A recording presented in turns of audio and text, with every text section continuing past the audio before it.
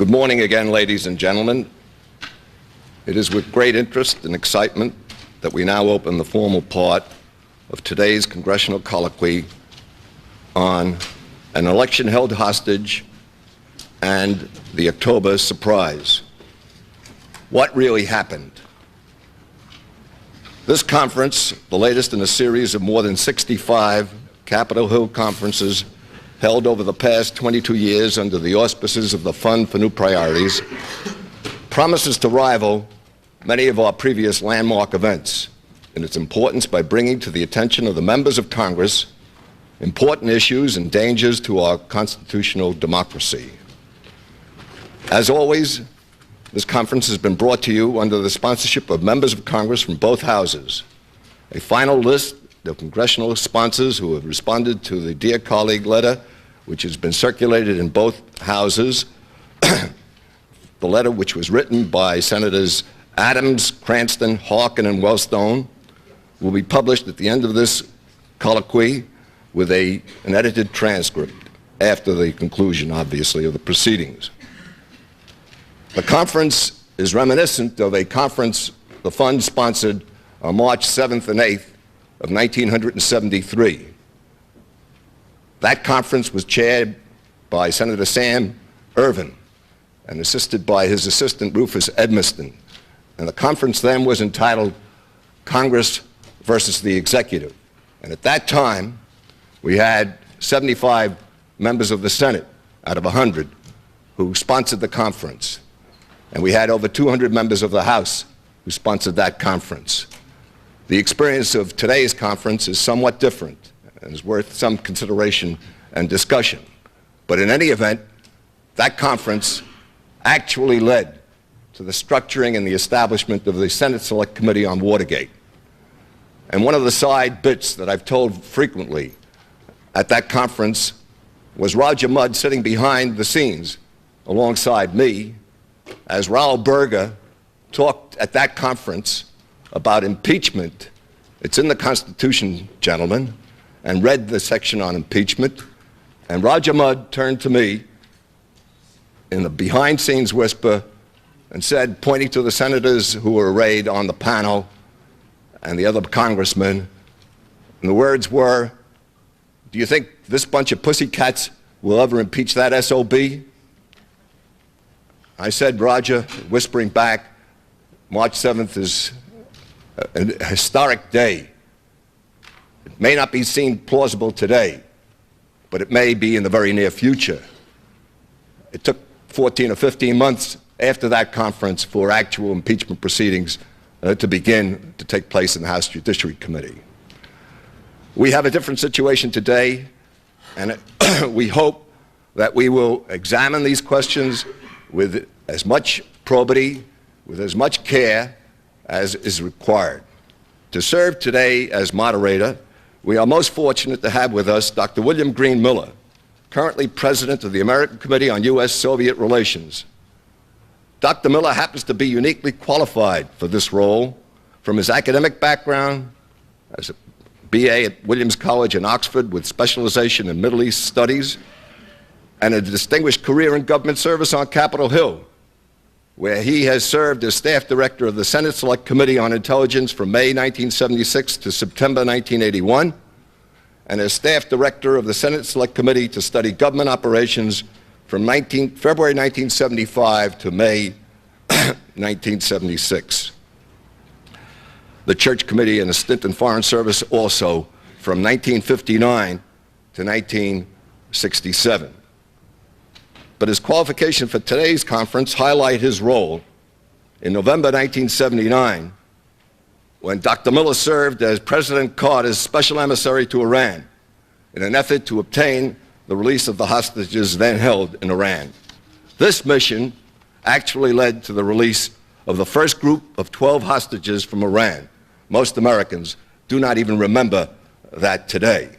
And on this note, it gives me great pleasure to introduce Dr. Miller, and to set the tone for today's conference, I would like to quote from a part of this week's New Yorker magazine, Talk of the Town. Perhaps the most disquieting legacy of Iran-Contra in which extremely serious political crimes were exposed and then left largely unexorcised, is a kind of pervasive moral lassitude in which charges that the presidential election of 1980 was compromised with the help of the Iranian government evoke an almost bored reaction.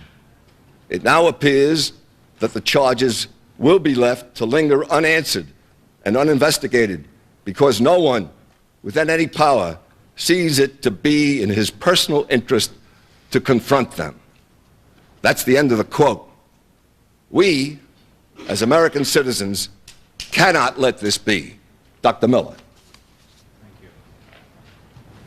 This first panel is aimed at establishing the facts that are known about these circumstances that have been set before you. The charges, as we all recognize, are very serious, and the charges are of such gravity that they deserve careful investigation. The people here on this first panel have been engaged in investigation from the outside. Three are journalists, and Gary Sick, on my right, is uniquely qualified to examine this question, having served in the NSC during the time these events took place, and as a Middle East scholar, has looked carefully into these issues since that time. The panelists will discuss the facts as they have been able to discover them in the course of their work. I think it will become clear that there are many things that remain to be answered. And I hope that one outcome of this panel will be to distinguish between what is known and what deserves to be known through proper investigation through either Congress or whatever authorities are appropriate. Gary Sick has made it clear that he has not yet come to any conclusions. And it seems to me, in the spirit of fairness, that the people who are here are here to see what the facts are and what is not known. And I would like to begin first with Gary Sick, who will lay the fact base, and then we'll turn to Christopher Hitchens, who's the Washington editor of Harper's Magazine and columnist for The Nation. Then Martin Killian, who is the Washington correspondent for Der Spiegel. And finally, to Joel Blyfus, columnist for In These Times. Gary, why don't you open the session?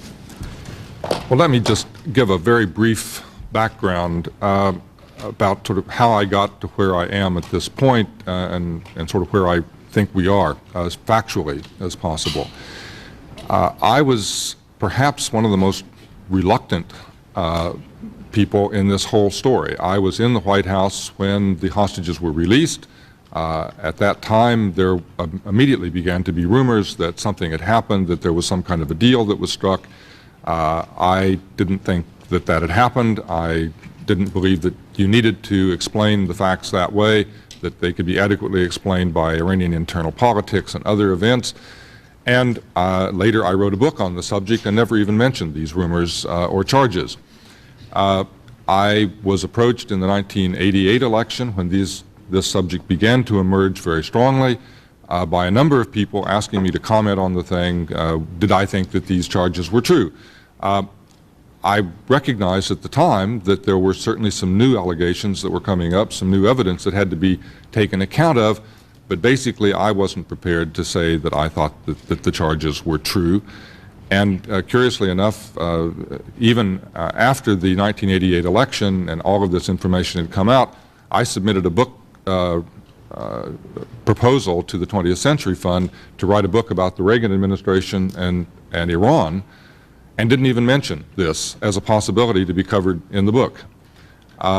However, as I started working on that book, I had felt that I had to start at the beginning, and I felt that I had to resolve these issues in my own mind once and for all, because everything else that happened between the Reagan administration and Iran was colored. If this did happen, it made a tremendous difference in the way you analyze what came later. So I began working on that as I was working on a number of other issues at the time. As time went on, and certainly not just because of my own work, but certainly Martin Killian was crucial in this. He had done far more work than I had and kept filling me in on new information as it went along, and in fact is probably more than anyone else responsible for why I'm here. He may not like that, but that is a fact nevertheless. But gradually, as I worked on the issue, I became more and more convinced that something had happened. I was building up a detailed chronological base, and things kept falling into a pattern that I simply couldn't ignore. And then I began doing interviews myself, and gradually moved from the side of those who dismissed the idea entirely to what, in my view now, and I say this in all seriousness, there really is no doubt at all in my mind that there were meetings between the Republican campaign and the Iranians in the course of the 1980 elections to discuss the question of the hostages. That, to me, is no longer seriously in doubt. The question is exactly how did it happen, and can this, in fact, ever be proved? And I'm not sure we'll ever have full answers to either of those questions. Let me outline for you, from my own perspective, based on my own research, what I think happened and the logic of what happened, and then we can go on from there. I do believe that the people in the Reagan campaign, or the Republican campaign really, because at the beginning of this thing in early 1980 there were several Republican campaigns going on. You recall that Mr. Bush was running against Mr. Reagan at that time, and they each had their own separate campaign staffs, and I think both of them were in fact interested in this issue at the time. But there was a very deep abiding concern on the part of the Republican campaigns that the hostage issue would be exploited by President Carter at a key moment in the election and upset their campaign plans. Everything else was going their way. The numbers were on their side in terms of the economy. President Carter was viewed as badly wounded by not only the hostage issue but a lot of other things that were going on. And I think the Republicans felt, with some justification, that it was their election, that this was going to be their time. And if you're the campaign manager, you have to think, what do I have to worry about? What do I have to protect myself from? And I think they looked around, and one of the things that struck them that they did need to protect themselves about was the hostage issue. The fact that perhaps the hostages could be released at the last second or at a key moment, and there would be such a wave of emotional response from the American people that it would overcome the view of Carter as not qualified or as someone they weren't going to vote for, and change their mind. That, it seems to me, was the essential underlying concern that went on. From the information that I've been given by sources who in fact said they were there when these things happened, Mr. Casey, who became the campaign manager for Mr. Reagan in February of 1980, within a month or two after that, probably within a month, approached some individuals who were plugged into the Iranian circuit and who also, as it turns out, were providing information to the U.S. government. These were men who had been identified by the U.S. government as sources with good access into Iran, and they were providing information to us being the U.S. government at that time, about what was going on. Mr. Casey got in touch with them, and not to put too fine a point on it, they became double agents. They were working on one hand for the U.S. government, and on the other hand, they were providing information to the people in the Republican campaign.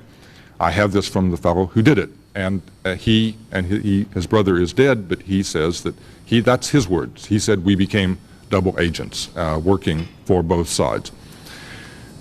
That led to a major breakthrough in July of 1980. After the Republican convention and after Mr. Reagan was nominated, Mr. Casey, I believe Mr. Casey went to Madrid, where he met, through the good offices of these gentlemen that he had met earlier, he met with Mr. Karoubi, who was at that time a member of the intimate inner circle of Khomeini, and at that meeting they talked about the possibility of some kind of an agreement about the hostages. Mr. Karoubi went back to Tehran, checked with presumably Khomeini, and about 10 days later came back. They had a second meeting and agreed that in their view the Iranians would hold the hostages and make a gift of them, as Mr. Casey put it, according to this source, make a gift of the hostages to the incoming Reagan administration in return for promises of political support, military equipment, unfreezing Iranian assets, and arms. And the arms supply was to begin fairly soon and to go on after they came into office. That was the nature of the deal, as I understand it, that was done at that time. And a number of things happened in the period immediately after that. One, the Iranians, being good bargainers, instead of just taking the deal, came to the Carter administration and opened negotiations with us, I think now, in retrospect, to see if we had something better to offer than what they had been offered from the Republican side. We, of course, didn't know that another offer was already on the table. So we were negotiating on the basis that we thought we were only negotiating with the Iranians. In fact, there may have been a third party associated with the negotiations. We bargained rather hard, actually. And in retrospect, I must say that it makes us look a little bit naive. We honestly didn't want to get into a position of providing arms for hostages. As foolish as that may sound these days, we thought that was not the way it should be done. And so we bargained very hard. They asked us for arms. We held back. We delayed. We tried to give them only partial information. We tried to get out of getting into a position of trading U.S. arms for Iranian hostages. In the end, just before the election, President Carter agreed that we would return all of the military equipment that Iran had bought and paid for that was in the United States, that we would return that. But that pledge was not made until very late in October, and in the meantime we had been bargaining. If indeed they had had a somewhat different offer from the other side, our offer probably didn't look very good. In any event, the negotiations went on with the Carter administration. There was at the same time a second rescue mission that was coming to fruition that had been planned by the Carter administration. At that point, there was no intention of using it. We were involved in negotiations with Iran, but the hostage rescue mission was there in case it was needed. I think the Republicans got very worried about that, and that the second rescue mission was going to be used in late October to reverse the situation if nothing else happened. There were a number of reasons why the Republicans had reason to begin to get nervous again, although the deal had been done. And my understanding is that in mid-October, they had another meeting in Paris, which was attended by Republicans, again Mr. Casey, an Iranian group, and a group of Israelis who were present to review the deal as it stood at that time and to make sure that things were as they were supposed to be as they came up to the final days of the election. This was about 2 weeks before the election. Immediately after those meetings, which in my view took place about the 15th to the 20th of October 1980, immediately after that, a whole series of things began to happen very suddenly. Some of the hostages were moved to different locations as if they suddenly were afraid that a rescue mission was going to happen. There was a secret shipment of military equipment from Israel to Iran, which the Carter administration in fact learned about and complained to Israel that they were shipping arms to Iran, and they promised us not to do it again, but it came within 48 hours after those meetings were concluded in Paris. There were a whole series of other things that happened. The Majlis, the Iranian parliament that was charged with responsibility for dealing with the hostage issue, went into a complete stall at that point, and everything came to a halt. Suddenly nothing could get done with regard to that, and there were a number of other things. Anyway, there was a very active period in those really 72 hours after what I think were the completion of the meetings in Paris. The rest of the story you know quite well. The hostages were not released before the election. Ronald Reagan won the election. The hostages were held. Detailed negotiations went on with the Carter administration that were getting no place until the 15th of January, 1981.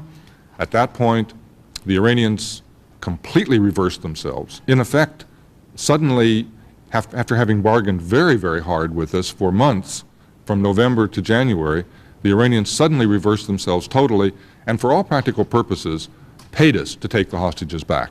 I mean, that isn't putting too strong a point on it, that Iran suddenly agreed to bring current all of its loans, which was a terribly costly thing for Iran to do to resolve the whole banking issue, and there were some technical aspects.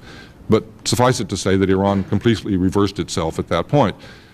And as you all know, on the 20th of January, we had completed all the negotiations for the release of the hostages at 8 o'clock in the morning, and all of the information was in Iran's hands, and they sat and waited until 5 minutes after Mr. Reagan had taken the oath of office, and at which point they announced that they agreed to the terms that had been worked out as of 8 o'clock that morning, and the hostages were released within a half an hour thereafter.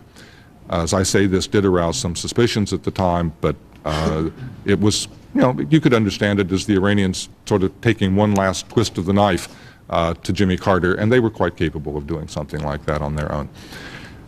What we didn't know at the time, and I haven't learned until much later, is that there was a substantial flow of military equipment that began almost immediately. And it's probably not too much of an exaggeration to say that as the plane with the hostages took off from Tehran and headed to freedom, other planes were loaded and taking off from Israel going the other way with military equipment. The military equipment continued to flow for some years after that time from Israel and with the knowledge of the U.S. government. This is not a supposition. This is something that high officials in the Israeli government have themselves said publicly, and the people in the U.S. government at the time who have been interviewed on this subject never say that this didn't happen. They simply say, it wasn't me who was responsible for hearing about these, for getting the reports about these arms that were being sent from Israel to Iran. And that's basically the structure of the story. What don't we know about this? We don't know a lot of things. And my suspicion is that a lot of things are not going to be known. I regard this as a professional intelligence operation, a covert action that was done certainly with the assistance and participation of professionals. They didn't, I'm sure, go around leaving stray memos in their wake. I suspect that there were no photographs taken of Mr. Casey sitting with Mr. Karoubi in a hotel room in the Ritz Hotel in Madrid, and so forth. I mean, so if you're looking for a smoking gun, if that is what it takes, a transcript or a tape of the meeting of Mr. Casey talking to Mr. Karoubi, I suspect that we're not going to find that smoking gun. There are many things, however, that we could learn that simply have not been available to individuals who have been working on this story on their own and with really very limited resources. Some of those things that we could learn, certainly there are, I would like very much, for instance, to simply look at the campaign records. Up until now, all of our efforts to look at the Republican campaign records have met a stone wall from Mr. Meese, who is responsible for the campaign records, and he has refused to let anybody have a peek at anything in those campaign records, which are out in California now. So that would be an interesting place to start. I would like very much to look at Mr. Casey's diaries, travel records, and the like. I think we might learn a great deal. And obviously, if this isn't true, that's where we're going to find out that it isn't true. We need to have hard documentary evidence that says either Mr. Casey was missing on those days, or that he did travel on those days, or he didn't. And if he didn't, let's find out about it. I think that is, but we have to look at the records. A simple denial that I don't think he was, I think he was around all that week is not really enough to take care of the issue. It's more serious than that. There are flight records. We know the tail numbers of some of the aircraft that were involved in these operations. I would like very much to have access to FAA records that would identify those. I would like to have passports subpoenaed of certain individuals to see what the stamps are on certain dates of travel. There are tapes that were made of Mr. Hashemi, Cyrus Hashemi, who was working, as I say, in effect as a double agent. His office was bugged during a good part of that period. That is now known for sure. He was indicted later on the basis of those tapes. Where are the tapes? I would love to know what Mr. Hashemi was saying in his office and on his telephone during that period of October 1980. We've not been able to get our hands on those tapes. There are a number of places one could look. Is that going to solve all of our problems or answer all of our questions? Probably not. But we're never going to be able to even answer the basic questions until we look at the material that is presumably available and can only be gotten through a subpoena. So I will end my lengthy opening statement. Thank you, Gary.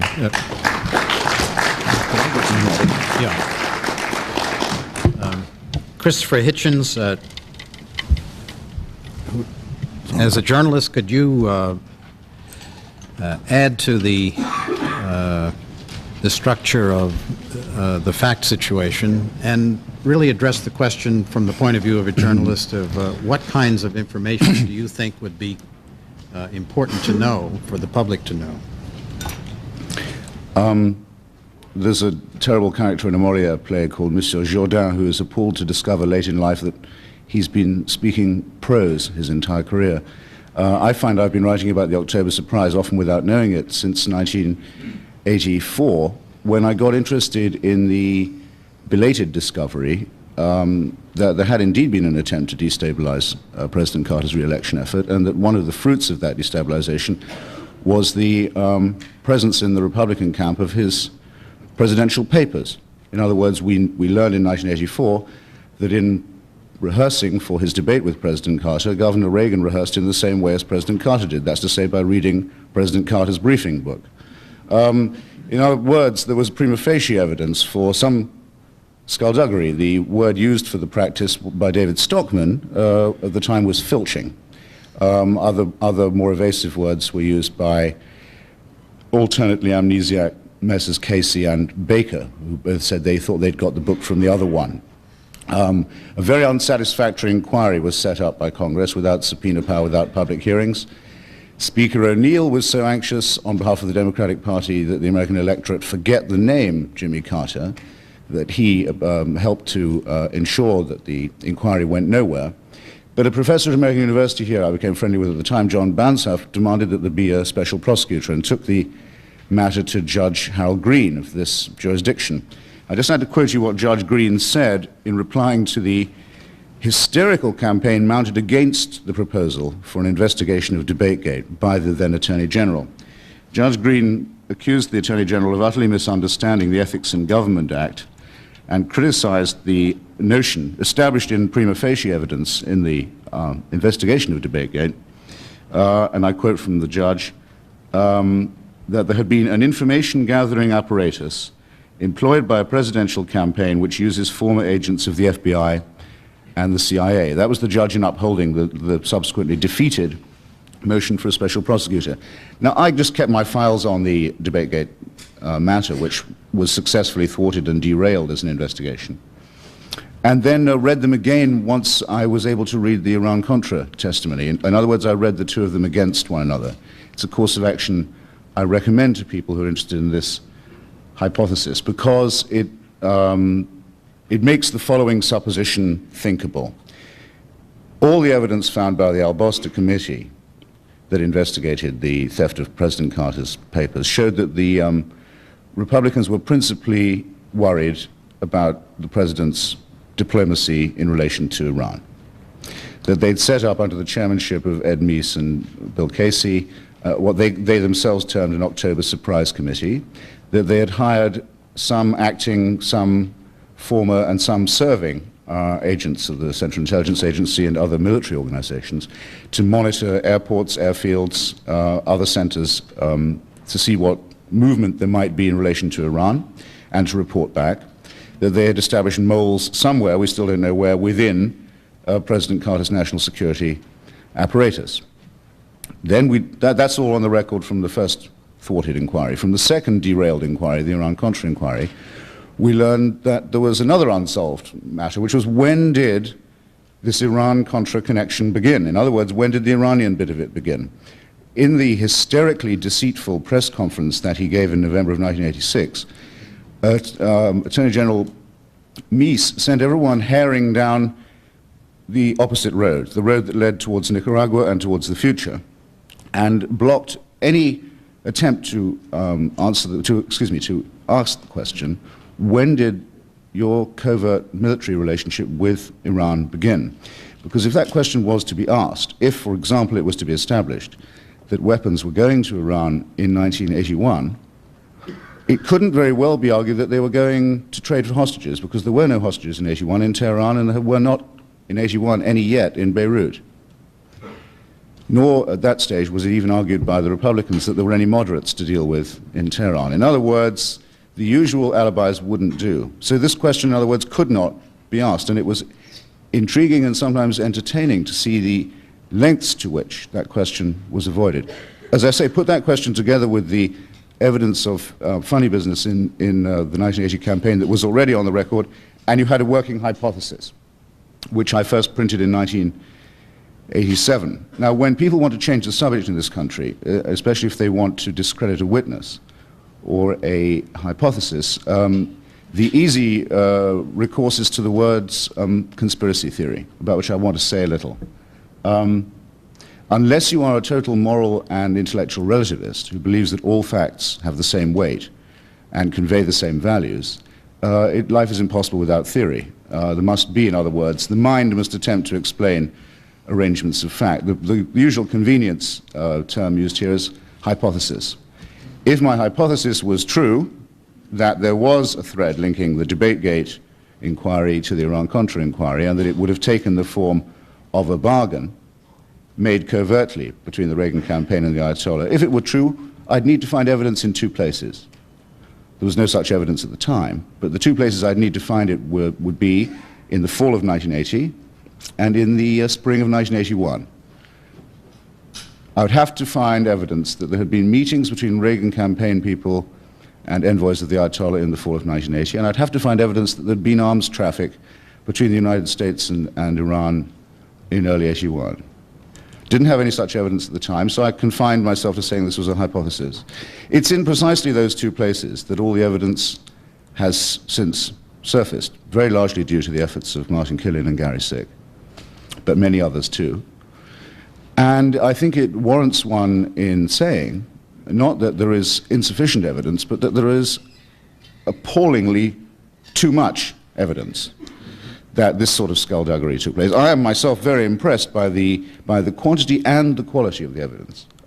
Since I'm speaking in a personal capacity, I can drop the polite conditional tone that's been adopted since our proceedings began this morning and say, I certainly have no doubt whatever of what happened in that case, and I'm impressed, as Gary Sick is in another connection, by the way that all evidence that turns up always points in the same direction. In other words, if there is a conspiracy, the evidence is taking part in it. The facts are conspiring. And I'm certainly impressed when facts conspire, as they do in this case. Now, I mustn't overrun my time, but I thought one could summarize by saying what we knew and what we speculated. Was there an attempt to destabilize the Democratic re-election campaign in 1980? Yes, there was. That can be stated beyond doubt. Was it the Iran hostage crisis that provided the weak link for that destabilization? The answer to that is yes. Was that fact known consciously by the Republican campaign operatives? Yes, it was. Whatever might have been the outcome of the 1980 election, we know from their internal discussions that they believed that only a hostage release could save President Carter from defeat. In other words, the state of mind, the mens rea, is important. Was there undisclosed contact between Reagan envoys and Iranian envoys in that period? The answer to that is undoubtedly yes. Did both sides after 1981 behave as if they had made a secret understanding of arms for hostages, except in reverse? Yes. The answer is that they did so behave, as if they'd come to a secret understanding. Now, was there sabotage of the hostage rescue mission or missions? I would say we're not certain. Did Reagan know? A question people can't even bring themselves to ask. Did the president know? You notice people think, oh, let's not go into that. My answer is, of course, it's impossible to prove cognition with Reagan. That's already been demonstrated. I have the feeling it probably was done without his knowledge or consent, and I also have the feeling that the later theory that untruthfully stated that he had not been told and did not know, which he had been and did, of the Iran-Contra diversion, was probably evolved as the cover story in case they were caught in 1980. I think there are elements of that cover story were used for a later scandal with only partial success. Was the current President of the United States and leader of the free world in any way directly or personally involved? We can't be clear about that. We can be clear that some of his subordinates in the world in which he was best qualified, that's to say the world of secret intelligence and covert operations, were closely concerned.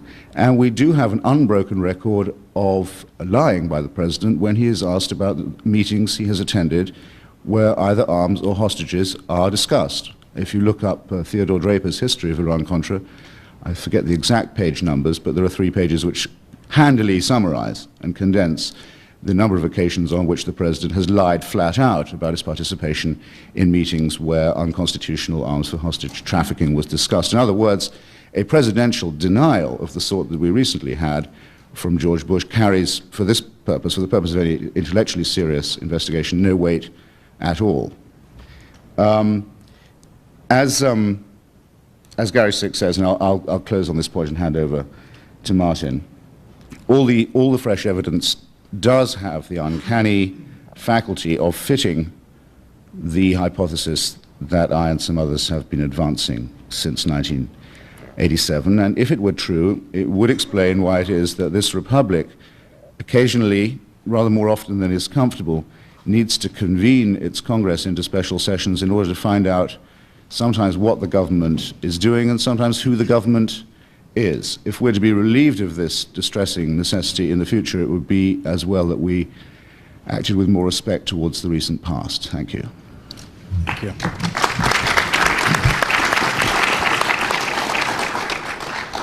Martin Killian. I want to keep my remarks very short so you people have enough time for questioning. And I think what I might do is just give you a short rundown how this started and where it is and the promises and the problems of it, because there certainly are problems with it. I started working in this 2.5 years ago, and after a while it appeared to me that probably the problems of getting this story home here in the US were almost overwhelming. So we decided, and by we I mean the magazine, because I have the backing of my editors for that, we decided to go around in Europe a little bit. And in the fall of 1988, early December 88, I was about to throw the towel because I felt that the information we had at the time, people like Richard Brennecke and others, there might be something to that, but it wasn't good enough. There were also glaring contradictions. There were people who obviously lied to us. And so it didn't amount to much. And I think at this time I probably would have given up had it not been for several trips to Europe. Lo and behold, in Europe, we found several people who gave us rather detailed descriptions of what had happened in the fall of 1980. The problem with them was that they were not willing to go on the record. One of them, as a matter of fact, was severely threatened, and at least that's what he told us, and he refused to talk with us anymore. But talking to an intelligence official, a former intelligence official in France, talking to a German arms dealer who was very, very intimately connected to the Iranian leadership, I came to the conclusion that either something indeed had happened in the fall of 1980 or there was a conspiracy of lying. Some kind of disinformation campaign to besmirch or smear American officials who had been in the Reagan-Bush campaign in 1980. Now, even after 2.5 years, I can't rule out that a lot of what people have been telling me and other people is not true. But if you take all what we have I think you have to be really, really paranoid to believe that there are witnesses and informants on 3 continents popping up over 2.5 years, and that all of them are supposed to be lying or all of them are disinforming. Let's get into the hard facts, the facts we have. And I want to expand on one thing which neither Gary nor Chris have mentioned. We do know about the meeting on October 2nd, 1980, between Mr. Allen, Mr. Silberman, and Mr. McFarlane. I believe Richard Allen that he wasn't going there to do any monkey play. But I think it would be very important to know why Mr. McFarlane importuned Mr. Allen to come to this meeting. I would like to know why a then Senate Armed Services Committee staffer brought an Iranian to a meeting with 2 high-ranking Reagan campaign officials, and I would like to know what they really talked about. Perhaps Mr. McFarlane could clear this up, and it's up to him perhaps to answer that. The second hard fact we have is that, yes, there was an intelligence operation against Jimmy Carter. There's no doubt about it. Read the Al-Boster Committee report. The third hard fact are the weapons. And I think it's not just weapons from Israel. I do think you see a pattern of private or semi-private arms dealers in Europe in 1981 and following, shipping arms to Iran. And it is very well possible that even those operations were connected to something which might have happened in the fall of 1980. The other thing is we went to a high-ranking former German Defense Ministry official who told us that starting in 1981, stuff out of NATO stores was shipped out of area. The Germans had to be notified of this, as the treaties require, but they did not want to know what happened to the stuff. We were talking big numbers of material and have a pig. It was either shipped to Angola, Afghanistan, or Iran, or all 3 of them. The fourth fact, and that is the most interesting one, and nobody has talked about that. In late July 1980, Richard Nixon was in London, and the London Sunday Telegraph reported that Mr. Nixon at that time tried to get British ex-commandos to help him free the hostages in Tehran. Now, when the Sunday Telegraph, a very nice story, approached the Nixon people about this, the Nixon spokesperson first said, we neither confirm nor deny it. Later on, they denied it. I think they are not telling us the truth. I think Mr. Nixon was there. I think he talked about the hostages with British officials. And I think it should be asked by the congressional panel, if it ever comes to pass, what the ex-president was doing there. One more point about George Bush. I never really thought that George Bush was in Europe. I think it's a non-starter. I might be wrong, but the question is not whether the president was in 1980 in Paris. The question is whether people in the Reagan-Bush campaign met in Paris, Madrid, Zurich, and probably Frankfurt with Iranians.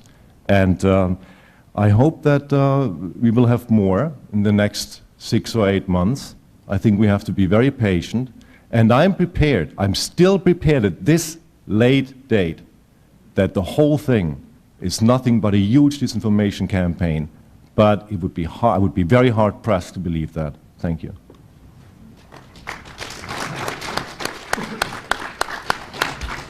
Joel Blyfus, please. In 1980, private citizens connected with the Reagan-Bush campaign made a deal with representatives of the Ayatollah Khomeini to delay the release of 52 American hostages held in Iran until after the election in order to ensure that Carter would not win the election with the last-minute release of the hostages. In return, the campaign guaranteed the delivery of weapons and spare parts that Iran desperately needed for its war against Iraq. For 4 years, I have been writing about this using the adjective alleged to preface the word deal. But let's not kid ourselves. I firmly believe it happened. Read through the 186-page collection of documents and news clippings that David Marks has compiled for you that's at the front door. Or read the 2,413-page Al-Boster report on the theft of President Carter's briefing books prepared by the House Committee on Post Office and Civil Service. Those 2,413 pages provide some details of an intelligence operation that entailed, in addition to the theft of Carter's debate briefing notebooks, the creation of 2 October surprise groups within the campaign.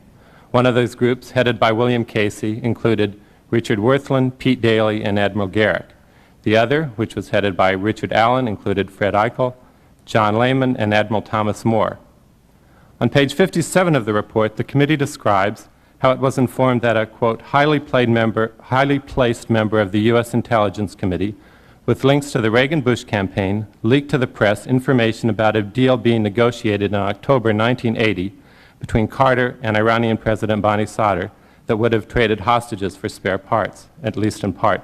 The report goes on to say that the committee looked into this allegation but decided not to publish the results of that inquiry because it could not discover the identity of this highly placed member of the U.S. Intelligence Committee.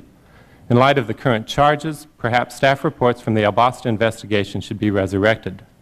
And on a speculative note, perhaps the relevant congressional committee should now probe the actions during 1980 of 2 highly placed members in the U.S. Intelligence Committee who worked in the Carter White House and went on to see their careers prosper in the Reagan and then Bush administrations. Robert Gates, who in 1980 was a top aide to CIA Director Stansfield Turner, and Donald Gregg, who was CIA liaison to the National Security Council. The affidavits in Volume 2 of the Al Basta report are also of interest. There you will find an outbreak of collective memory loss similar to that which plagued those who brought this country at Watergate and Iran-Contra. From Richard Allen to Margaret Tutwiler to George Will, who you will remember prepped Reagan for his October 28th debate with Carter, no one has been able to recall how the Carter briefing books found their way out of the White House and into the hands of public citizen Ronald Reagan. The question now before Congress is whether, in addition to stealing Carter's briefing notebooks, this cabal of would-be presidents and their friends stole the 1980 election. A good number of people, let's look at some facts. A good number of people claimed knowledge of a series of October meetings in Paris where details of the deal were worked out. Among those who are alleged to have been at that meeting are William Casey, George Bush, and Donald Gregg, at the time a U.S. official, a man who would later express interest in resupplying the copters. These meetings are alleged to have taken place 2 weeks before what was a very close election. So one would expect that campaign records would be able to explain where campaign manager Casey and vice presidential candidate George Bush were on the days in question. The Bush administration tried to explain just that last year when the Justice Department charged Portland arms dealer Richard Brennicky with making false declarations in court. In the fall of 1988, Brennicky had testified before a federal judge that he was present at a Paris meeting where details of the deal were being hammered out. The U.S. attorney prosecuting Brennicky last year sought to prove Brennicky was lying by providing alibis for Casey, Gregg, and Bush. But the government failed to come up with satisfactory alibis for all 3, and in the end the jury unanimously found Brennicky not guilty. Gregg, in fact, left his ambassador's residence in Seoul, South Korea, and went to Portland as a government witness. Gregg told the court that he was on Bethany Beach in Delaware and offered as proof photos of him and his family basking in the sun. The problem for Gregg was that according to U.S. Weather Service satellite photos, it was cloudy that weekend. As for Bush's alibi, you can take your pick. The Paris meetings are said to have taken place on October 18th and 19th, 1980, perhaps October 20th. During that weekend, 2 weeks before what was a very close election, candidate Bush disappeared from public view for 20 hours, enough time to jet to Paris, attend a meeting, and jet back, at least hypothetically. Where was George? The Bush administration has been working overtime to provide an alibi, but these overeager efforts apparently have not been coordinated. In the fall of 1988, Republican presidential campaign workers explained that Bush spent these unaccounted hours at the Chevy Chase Country Club on private business. That story was supported by a heavily redacted Secret Service report that said Bush was at the club with unknown parties. In May 1990, at the Brennicky trial, where this report again surfaced, the Justice Department offered 2 Secret Service agents as witnesses to explain Bush's whereabouts. With unconvincing, lackluster testimony, the 2 had trouble making their case. On October 22, 1991, a few days after Gary Sick's piece appeared in the New York Times and Robert Perry's Frontline documentary aired on PBS, Vice President Quayle was asked in Detroit's ABC TV affiliate where Bush was that weekend in October. Quayle said he didn't know, but that he promised to get back to the station with an answer. The next day, the Vice President's office faxed a Bush itinerary which stated that on Sunday, October 19th, Bush spent all day at home in Washington without a Secret Service escort. On May 8th, the Wall Street Journal's Gordon Kovitz provided a third Bush itinerary for his lost weekend. Kovitz wrote, Sunday, Washington, D.C., lunch with Supreme Court Justice Potter Stewart and Mrs. Stewart. This alibi originates with the Secret Service, which several months ago provided that information to the Government Accounting Office. Apparently, brunching with the Supreme Court Justice looks more presidential than an overnight visit to a Washington country club with parties unknown. Further, the brunch with the Stewarts cannot be confirmed. The judge is dead and his wife suffers a chronic memory loss. Also, on May 8th, Jerry Sepper of the Washington Times weighed in with a fourth alibi. He reported Bush was at home with a Secret Service escort, unlike the previous Quayle alibi, which said the Secret Service wasn't present. Sepper wrote, quote, the Secret Service says he awoke at about 6:30 Sunday, had lunch at his Washington home, and spent the day there preparing a speech to the Zionist Organization of America in Washington. There are three other brief points to consider that have been brought up before. Something happened between October 11th and October 22nd that caused Iran in its ongoing negotiations with the Carter administration to drop the demand that would have linked the release of hostages to the guarantee that the U.S. would supply Iran with spare parts that it desperately needed for its war with Iraq. The hostages, as has been said, were released moments after Reagan was sworn in, and U.S. arms started flowing to Iran immediately thereafter. Did this deal take place? The allegation should at least be investigated with the same thoroughness, and I would say more, that was given the Reagan-Bush campaign's theft of the Carter briefing books. I believe these allegations raise a number of serious questions, and I'll mention two. There is the question of how this 1980 arms for hostages deal is affecting the Middle East peace process. It is alleged that Israel was the middleman in the arms deal. Is Israel using its knowledge now of this affair to influence the Bush administration's negotiations? Intelligence Newsletter of Paris reports that when Israeli Prime Minister Shamir was in Washington last year, he presented Bush with two files, one of which contained information on what George knew and when he knew it. But that concern is perhaps a political one. There is a second, and I think broader philosophical question about what, and that involves what is the job of Congress. To borrow half a metaphor from Virginia Woolf, does the dome of the U.S. Capitol represent the cranium of a constitutional democracy, or merely an exalted lid that is keeping what is some pretty nasty stuff from spilling into public view?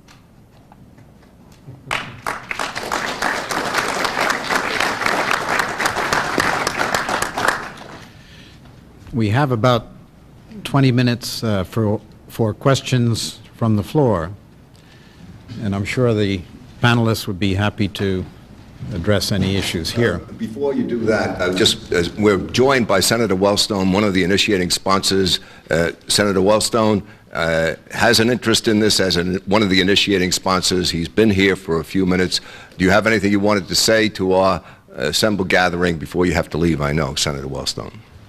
Well, I won't leave, but I think I'll just let the discussion go on. I've been just very interested in what's been said, and I do find myself in very strong agreement with the sentiment that's been expressed here, which is that there should indeed be hearings and a real investigation. It's such an important question. Don't need to prejudge the answer, but it's such an important question. It goes to the very heart of the kind of questions that should be researched. So I'm here as a supporter of this gathering today.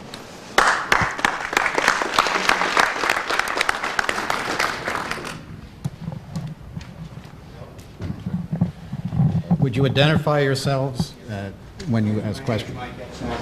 Foreign Relations Committee. I wonder if Gary Sick would be willing to describe the perspective from inside the White House in, I guess it was September, October of 1980, when it appeared that there was going to be a release of the hostages. President Carter delivered an early morning press statement, and then apparently something happened thereafter.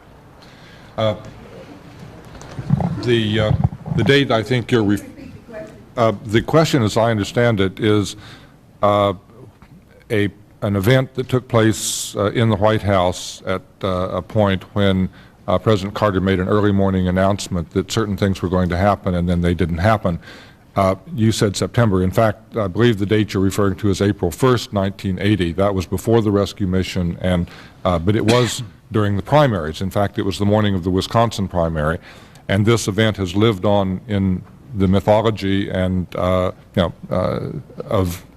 the time. In fact, William Casey cited that the events, as he understood them, of April 1st, 1980, as one of the reasons why he was convinced Carter would misuse the hostage issue to his own benefit. And what happened on that morning is that President Carter had given the Iranians a deadline. He said that they were supposed to move the hostages into the care of the government, away from the hostage takers, away from the students, by the end of March. That date ran out, and Carter was prepared on the day before to make a statement. He was prevailed upon, and I was in that meeting, especially by Secretary Vance, to please hold off because we had information that Bani Sadr was going to make a speech the next day in which he would in fact announce that the government was going to take custody of the hostages. Carter hesitated because he had put things off many other times, and he was always being accused of really wishy-washy behavior. And he finally said, all right, I'll see you here in the morning at 5 o'clock at the Oval Office, and we'll see what he had to say. 5 o'clock in the morning is what, noon or thereabouts in Tehran, noon to 1 o'clock. We all reassembled at 5 o'clock in the morning in the Oval Office on the morning of April 1st. The Bani Sadr speech was in fact coming in bits and pieces from the FBIS that was translating, the Foreign Broadcast Information Service that was translating the speech. And in that, Bani Sadr in fact did say the words that he said that he was going to say, that is, that if the United States fulfilled certain responsibilities, the hostages would in fact be moved to the custody of the government. Carter then, according to the rules of the game, was supposed to reply in some form to say that, okay, we've got a deal. Carter put out a statement that morning, which was carefully worded, which said that he saw this as a positive sign, moved forward, and certainly welcomed the idea of the hostages being moved into the care of the government and away from the others, and that the United States would take positive note of this, something to that effect. That was, of course, on the morning of the Wisconsin primary. And Carter won the Wisconsin primary handily. And part of, as I say, what I consider, as somebody who was at the meeting, part of the mythology is that this whole thing was cooked up by Carter to use the hostages to win the Wisconsin primary, that this was all done on that basis. That was not my impression, looking at it from the White House point of view, but in many cases, your impression from the inside is less important than the impression from the outside, and certainly the media, I think 100%, felt that this was manipulation of the hostage issue for political benefit, and that has lived on in the time. But that's my recollection of what it looked like from the inside. I've heard it said that there's a relationship between that, what transpired subsequent, which was they were not transferred to the government, and the other negotiations that were going on with the Republican campaign. I don't think so.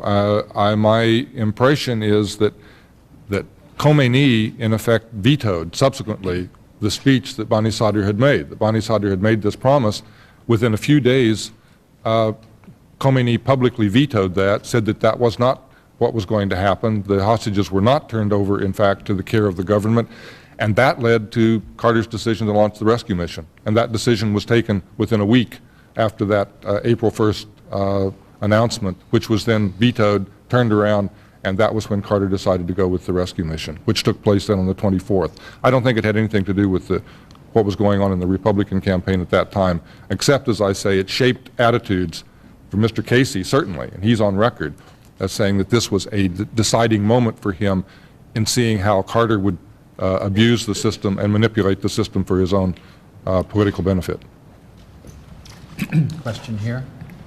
I'm John from San Francisco Examiner. Given the rivalry, the continued rivalry between radicals and pragmatists in Tehran, why, in your opinion, have we not heard more from the Iranian side of this, other than Mr. Harubi? The question is, in view of the competition between rival factions in Tehran, why haven't we heard more about it from the Iranian side? I can't go into elaborate detail in this case, but I do believe, in fact, that the reason we're hearing about Madrid, which after all was something we didn't know about. 8 months ago, none of us really knew about any meetings in Madrid. We had some inklings that there had been meetings elsewhere, but it was very fuzzy and very vague.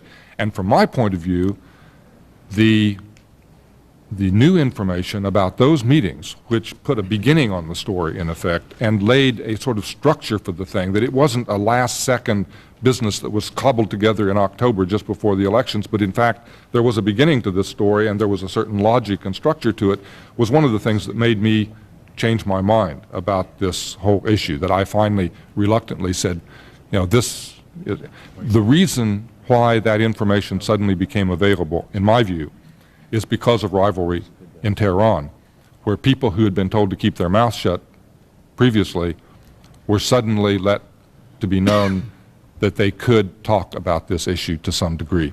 And I really genuinely believe that that's why we got the information on the Madrid meeting. So in that sense they have. Otherwise, there has been dead silence. They have not published the story in the Iranian papers. You got to remember, this is dynamite in Iran also, because it indicates that certain factions who may be at each other's throats now, but who were united at that time, were colluding with the United States and Israel at a time of high ideological fervor and while the hostages were being held. That is something they have to be very, very careful about talking about publicly in Iran. I think what we've seen is the Iranians have allowed other people to speak on their behalf, and that's what we're getting in terms of these sources now. Question here. Ed Lucas, The Independent. Two questions for Gary Sick. In your famous op-ed piece, you said that you hadn't made your mind up about whether President Bush was there. I wondered if your mind had changed in either direction. And secondly, as to the overall October surprise theory, what piece of evidence do you think now needs to come out in public which would either prove or disprove, and how would that happen? Who would be in a position to release that? Let me be very brief. I have not changed my mind. I'm exactly where I was before, and I think Joel Blafus did an excellent job of laying out. It's not so much that I believe George Bush was in Paris. I mean, I would be prepared to believe in a moment that he wasn't. It doesn't make any sense. It would be a stupid thing for him to do. It would be extremely risky. What keeps me from coming to that conclusion is the fact that Bush's story keeps changing all the time. This should be the easiest thing in the world to prove. All you have to do is pull out the Secret Service records and say, here's where he was, that's it, let the people on the team be interviewed, that's the end of the game, that's the end of the story. They have never done that, and I simply can't understand why, if they really want to lay this to rest, they haven't done it. Where are the documents? Where are the facts? This is nothing secret. Secondly, what is there that needs to be known? Well, you know, I've been working on this, as other people have, and certainly Martin has, for the last 2 years or more, putting together little bits and pieces of information. I do not operate on the basis that there is going to be a sudden revelation from heaven, the skies will open and everything will become clear. That is not the way this story works. It's put together in little bits and pieces like a large mosaic, and we've got quite a little bit of the landscape identifiable in that mosaic right now, but there are large gaping holes. I don't think they're going to be filled in by one single piece of information. Yes, the lady here. Yes. Yes, Barbara Honegger, the author of October Surprise. I would like to know, Gary, what specific dates, if we have them, these Madrid meetings happened on, because as you know, this is really the one significant new piece of information that was not already published in my book in 1989. The dates for the meetings in Madrid, unfortunately, there's some other people doing research on this, and I can't steal their material at this point. Let me be somewhat more general than I would like to be, but it really is somebody else's information, and I simply have to respect that at this point. I would say from the 25th to the 29th of July, and from the, let's say, the 10th to the 15th of August. And that in those time periods, there were, in each case, probably 2 different meetings. So they would have a meeting one day, adjourn and have a meeting the next day, and then they would go home, and then come back later and have another set of, a dual set of meetings. That's my understanding at the moment. Can you identify any individuals as you have already besides Mr. Karoubi and Mr. Casey? There are allegations. My basic rule of thumb on identifying individuals who are involved is that I want to have at least 2, and I would prefer to have 3 different sources before I make any public statements, and I don't have that as yet. Well, may I rephrase it then? Without giving the names, how many individuals, in addition to Mr. Casey, from the Republican camp or Republican sympathizers, and also on the Iranian side, in addition to Mr. Karoubi, numbers? In the meetings themselves, for which I have an eyewitness, Mr. Casey was accompanied by 2 individuals. So you could just follow up on that. You say that somebody else's information. Is that somebody from the Congress side who's investigating, or No, is it it some not. media? It's media. Question here. Accompanied by anyone? Yes. Mr. Karoubi was accompanied by his brother, Hassan, who shows up in the Iran-Contra affair later on, and he was also accompanied by a couple of Revolutionary Guards. Question here. Harvey Wasserman from the Columbus, Ohio Free Press. A lot of the speculation has centered on whether or not George Bush actually went to Paris, and I think it's been demonstrably or well stated that that may ultimately be a red herring. It seems inconceivable that such negotiations could have gone on between the Reagan-Bush campaign and the Iranians without George Bush knowing about it, whether or not he went to Paris. But I have a question and a quick follow-up. Isn't it possible that the Iranians, who many people believe that they believe the real power in the U.S. did lie with the CIA, and therefore would have rested with George Bush, who was its former head? Isn't it possible that in order to seal this arrangement, they would have demanded George Bush's personal presence, if not in Paris, then perhaps meeting with Mr. Rajai in New York or some other personal contact with George Bush at some point along in the negotiations? And I have a quick follow-up.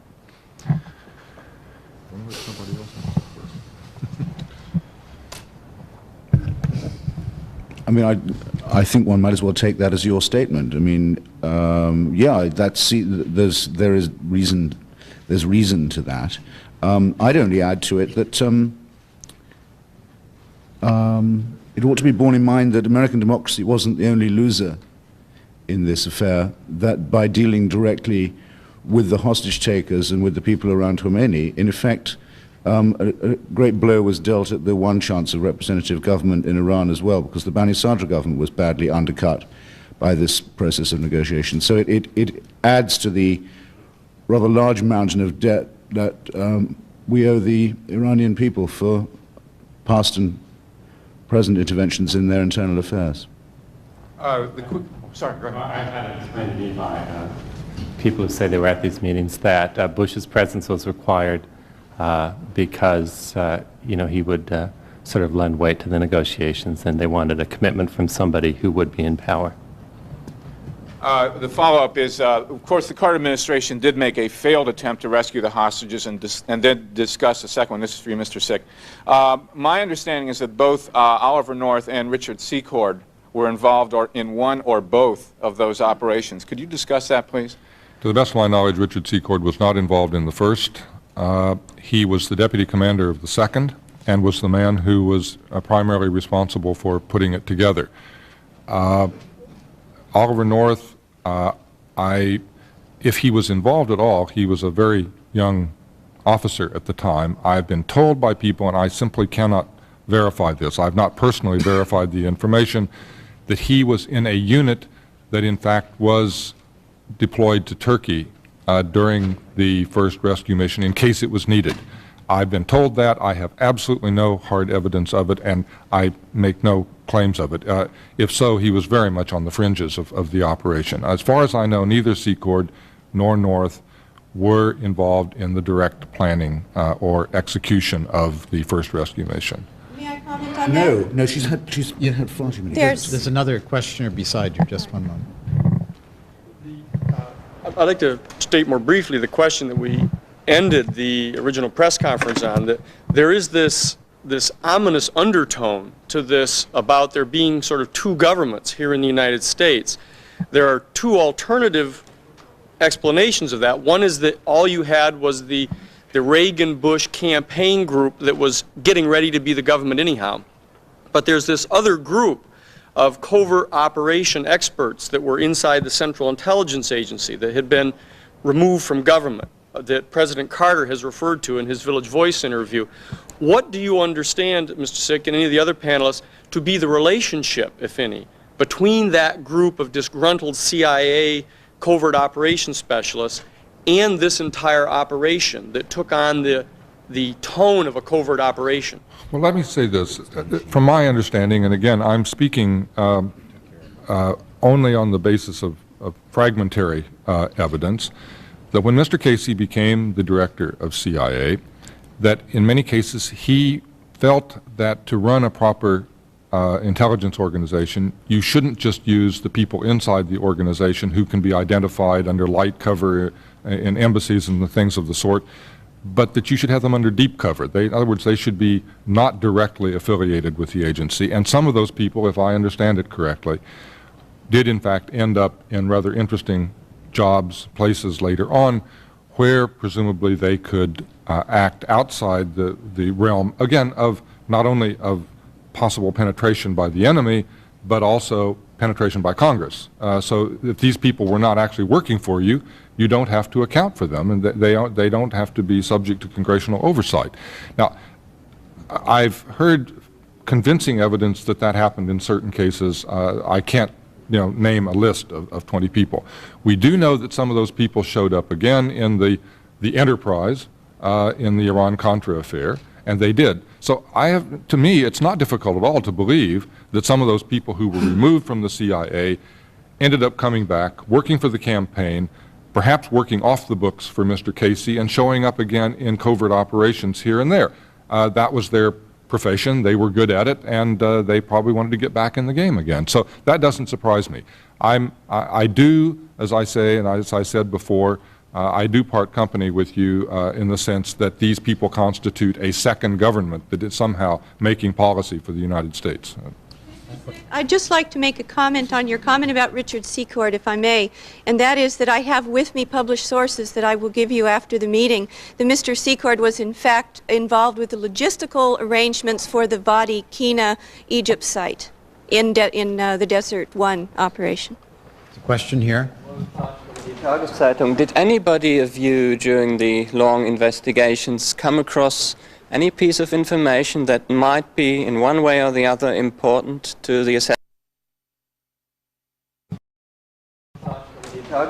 Did anybody of you during the long investigations come across any piece of information that might be in one way or the other important to the assessment of Robert Gates?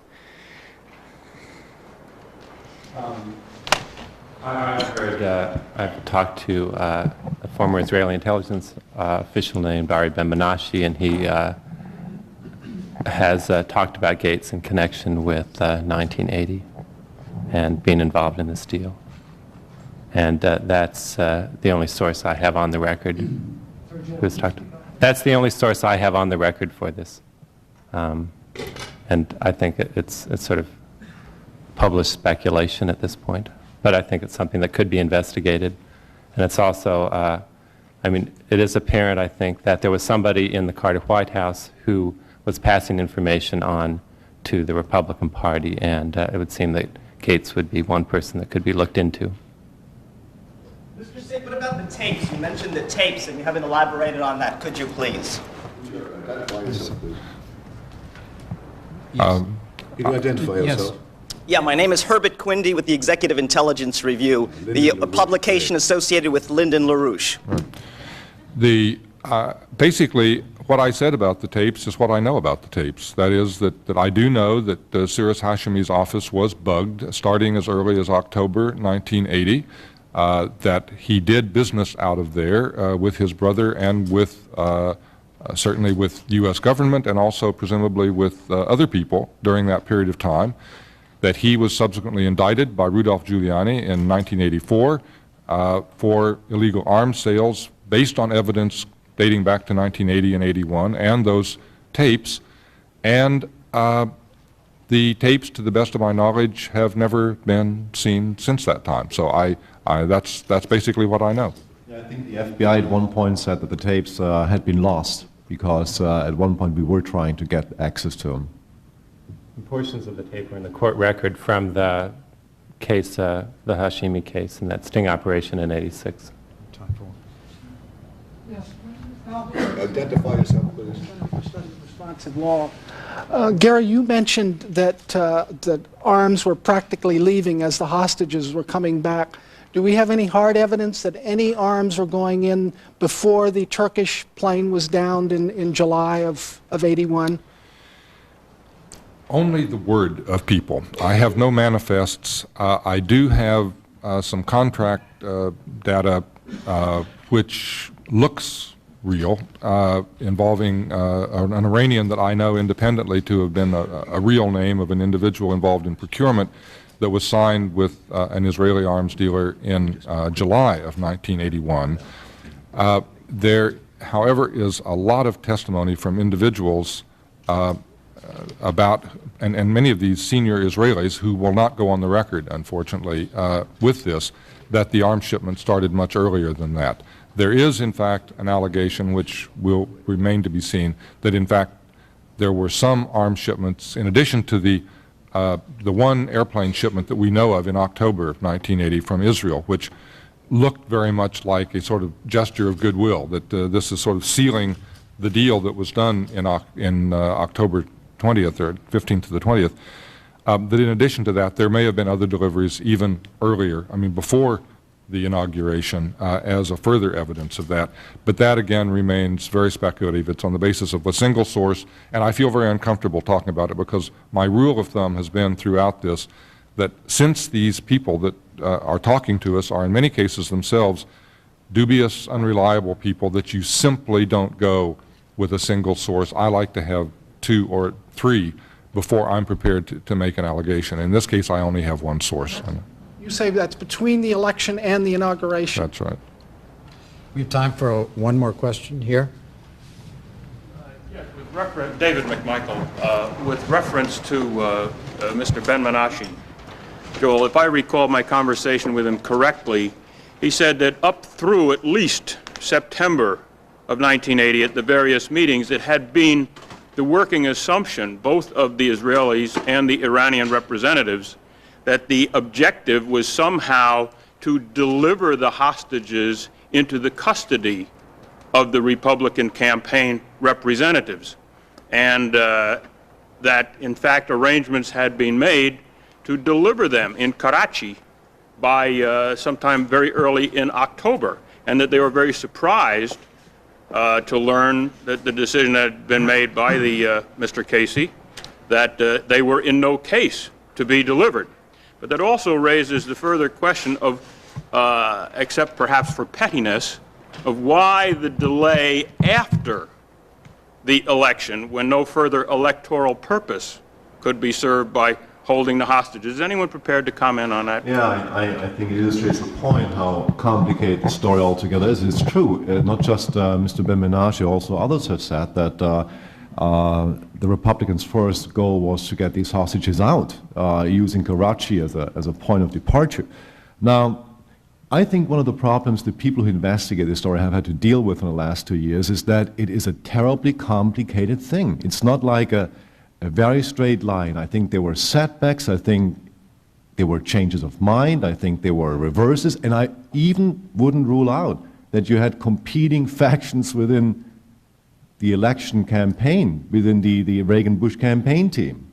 And I think what Mr. Ben-Menashe said about the Karachi connection would make a lot of sense, except for one point. how would they have explained to the American public in July 1980 that all of a sudden they got the hostages out while the president, Jimmy Carter, did not get them out? There were very grave political questions associated with this. And if he's right, if Mr. Ben-Menashe is right about the Karachi thing, it would be very interesting to know why it never came to pass. I want to thank our panelists for coming here today and laying out the facts as they know them and what is not known. We'll proceed now to the next panel on larger issues. We're going to have a quick change of scene, if we may. Morton Halperin, Marcus Raskin, please come forward. This second panel will look at the issues that have been raised from separate perspectives. Mort Halperin will begin with a constitutional view. Professor Beisner from American University will present the view of an historian. Mark Raskin will look at it from the point of view of a longtime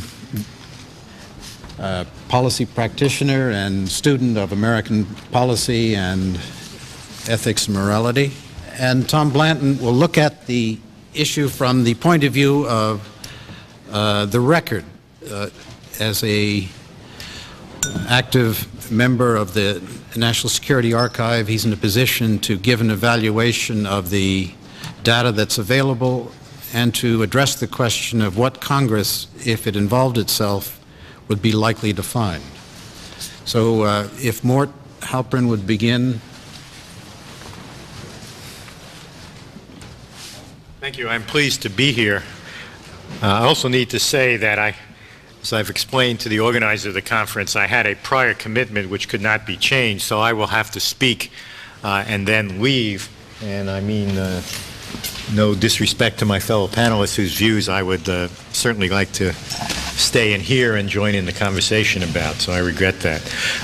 I think it is worth noting that this conference is being held on the 20th anniversary of the beginning of the publication of the Pentagon Papers by the New York Times, an event which began to educate the American public to a fact which also underlines this meeting. And that fact is that we have permitted in this country something that should not be permitted in a democratic society and which our Constitution was designed to prevent. Namely, we have permitted a secret government, a government that both functions in secret and then is allowed to keep its history secret. And the startling thing about the Pentagon Papers is that it revealed that what we had been told about the war was not what had happened. To remind you just of one of the most, and for me, perhaps the most startling revelation, namely that the South Vietnamese government in 1965 did not ask the American government to intervene militarily. In fact, it was bitterly opposed to the American military intervention. But we had told the South Vietnamese government that unless they allowed American troops to come into Vietnam, we would cease all our support. And that, in fact, not only did they have to allow the troops to come in, but they had to pretend to ask for them. And so the American public was told that there was this urgent request from the South Vietnamese government, which we were responding to help a free people, as we always call our allies, as we now call the Kuwaitis, to help a free people, and that we had to do it. We learned from the Pentagon Papers that this was simply a lie, that they did not want us in, that we had insisted upon coming in. And there were many other fundamental falsehoods that we learned about only from the Pentagon Papers. I think we need to insist, certainly now that the Cold War is ended and that the primary justification for these secret agencies, for the secret government, and for the secret history, the primary justification for that, the Cold War, has come to an end abroad, that we need to start insisting that the legacy of the Cold War at home be lifted and that the United States be restored to the democracy that our founders meant it to be, and that we celebrate the 200th anniversary of the Bill of Rights, and we celebrate the 20th anniversary of the publication of the Pentagon Papers, that we celebrate the end of the Cold War abroad by restoring democracy at home. And that means ending secret agencies. It means that the Congress must insist that the intelligence agencies of the government, the NRO, the National Reconnaissance Office, whose very existence is still supposed to be secret, the CIA functions, the National Security Agency's functions, that these be made public and that their budgets be made public, but that also that the history become public, that we not be dependent on a Daniel Ellsberg to give us the Pentagon Papers, that we not be dependent on a Gary Sick to dig and dig until he begins to come up with evidence of a possible October surprise, but that the government be required to make the history of what has happened to us public in a much more timely fashion than is now going on. Now, as we sit here, the Senate Foreign Relations Committee is marking up a very, very modest proposal. It is a proposal that for the first time statutorily sets out the standards for the publication of the diplomatic history of the United States, which is released 30 years after the event. And as we know, the entire advisory committee to the State Department resigned because the State Department was putting out a volume of what took place 30 years ago, which left out all the key documents and which gave no indication that it had left out all the key documents, and therefore they resigned in protest. Congress is now seeking to change this. The Senate last year unanimously voted a set of rules. They are now before the Senate Foreign Relations Committee, and we have a letter from the State Department announcing that any procedures that Congress will impose upon the release of these documents is unconstitutional and violates the President's prerogatives in foreign affairs. And the President is, as he now seems to do with any bill that shows any life in the Congress of the United States, is threatening a veto of this legislation on the grounds that the President's legal advisor has told him that this will jeopardize the constitutional prerogatives of the President. Now, you all remember the famous story of the crowds in Philadelphia who were gathering outside the hall where the Constitution was being written in secret. And the great fear was that they were in fact creating a monarchy. And the crowds in Philadelphia were fearful as the Constitutional Convention went on in secret longer and longer that what they were going to be confronted with was the creation of a new monarchy. And as the Constitutional Convention finally ended, the great hero of the convention, as far as the people were concerned, Benjamin Franklin, came out. And the people gathered around him and they shouted, "What is it? What is it?" Meaning, was it a monarchy? And Franklin looked at them and said, "It's a republic if you can keep it." And I think that message needs to be directed to two places. First of all, we need to try to find a way to persuade George Bush, if not Boyden Gray, that it is a republic and that we intend to keep it. They seem to think that, in fact, it is a monarchy in which the President and not the Congress decides what information we will have about how our government is functioning. And second of all, we need to direct that message to the Congress because the Congress has been unwilling to take on the President on the issues of government secrecy. And let me just suggest a few simple steps that I think the Congress ought to take so that we do not need to meet 5 years from now and 10 years from now and 20 years from now to wonder again what has been done in the name of the United States in secrecy by our secret government. Congress ought to enact this very simple and very modest proposal about the diplomatic history of the United States. It ought to make the budget of the intelligence community and the functions of those agencies public and ought to legislate the rules and procedures on which they operate. It ought to amend the Freedom of Information Act so that it can become an even more effective tool than it is for the release of information relating to national security. And Congress needs to make it clear in its oversight functions that it will not permit a secret government to operate in the name of the United States without our knowing about it. This is a republic. It is a constitutional democracy. It was built on a series of checks and balances, and it was built on the fundamental principle that the people have a right to know what their government is doing, to judge what the elected officials are doing at the ballot box and in communications with the president and the executive branch. And we need to say that as the Cold War ends abroad, we will free ourselves to restore a democracy at home in which we have a right to know what is done and a right to judge the officials of the government by knowing fully what they did in our name. And those are the principles which I suggest should inform us as we look at the facts of this particular case. Thank you.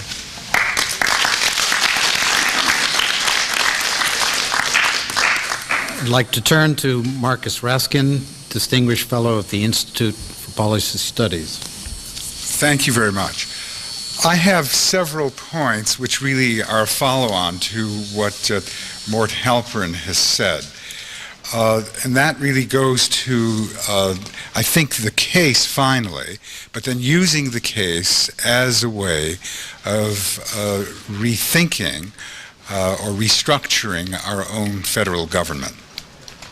One way of reading American history is to take the Constitution and say, well, the Bill of Rights to the Constitution and the preamble are the democratic sections, and that the constitutional body, that is the internal workings of the Constitution, really represent how a government is to operate, and that the constitutional struggle which has existed in the United States since its inception was between a republic and a democracy. In the 18th century, a democracy was not quite that popular. Indeed, it was viewed as something very dangerous by a number of people within the United States and in different parts of the world. And the republic, on the other hand, reflected the idea that the well-born and the propertied and the whites, males, should in fact govern. And that the whole struggle then of the American Constitution and the whole struggle in relation to that Constitution and to the character of the society was going to be whether or not we could indeed be a democracy. And so every step of the way, the Bill of Rights was used as an instrument, and the preamble was used as an instrument to develop inclusivity, to change the nature of what the governing structure was going to be, to include people rather than exclude them, to include women, to include minorities, etc. And that all of those reflected the historic struggle within the United States for at least a 175-year period. Now, simultaneous to this, by the end of the Second World War, something else began to happen. And that was that the United States found itself having an empire and trying to figure out how to run that empire. And so it began the process of reorganizing government itself. And the reorganizing of that government came indeed to become what I termed the national security state.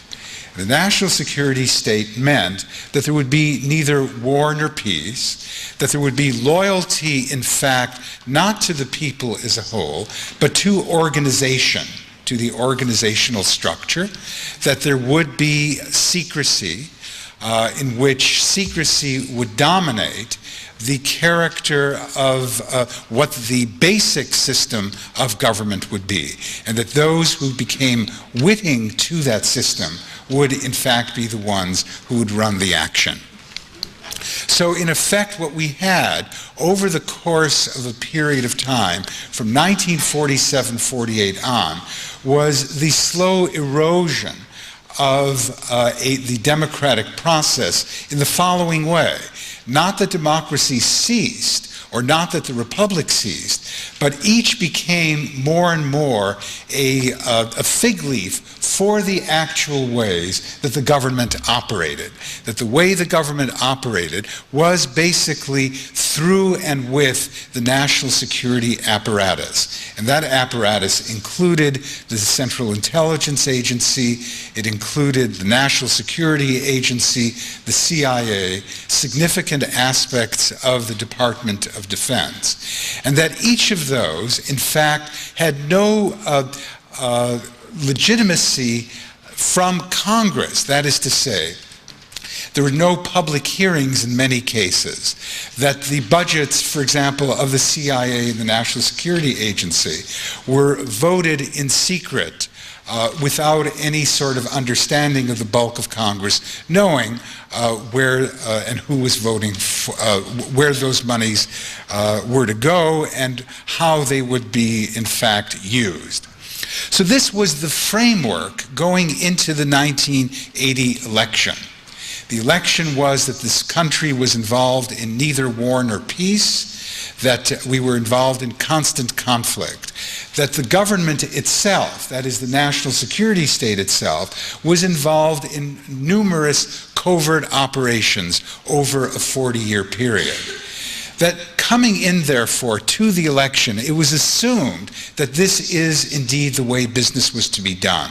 That the United States itself found that it would operate to suborn elections in different places in the world if it didn't like the way the character of that election was going. So finally, what began happening is that this method was turned onto ourselves.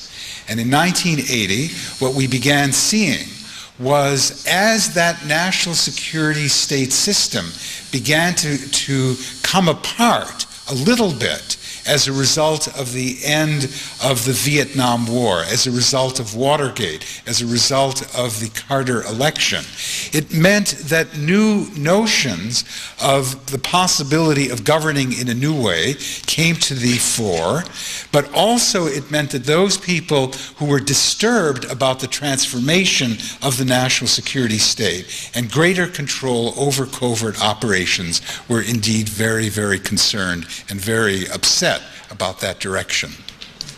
Casey played an important role in this regard, as I would argue did several members, or 2 members, of the National Security Council staff. And indeed, what we're talking about here is really, in terms of several of the people who have spoken, several of the people here have been members of the National Security Council staff. So at least to that extent, we know whereof we speak.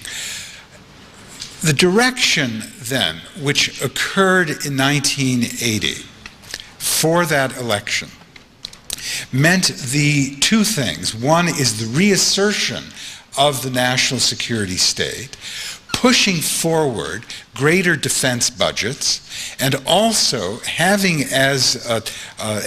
a new system which before was only used sparingly, in my view. It was used, but only sparingly.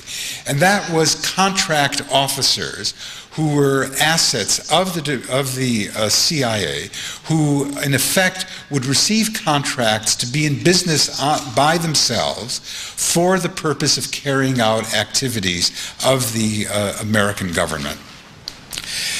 In the 1980 election, it was critical to win that election on the part both of the Republicans, Democrats, obviously. Reagan was behind, it was said, by 2% in the voting in the polls of that time. And so that election became critical. And what here was important was to find that way of winning the election. And so here, what was used was those groupings within the national security state establishment who had served at one time as people who could make all sorts of contacts in order to upset the direction of that election, possibly.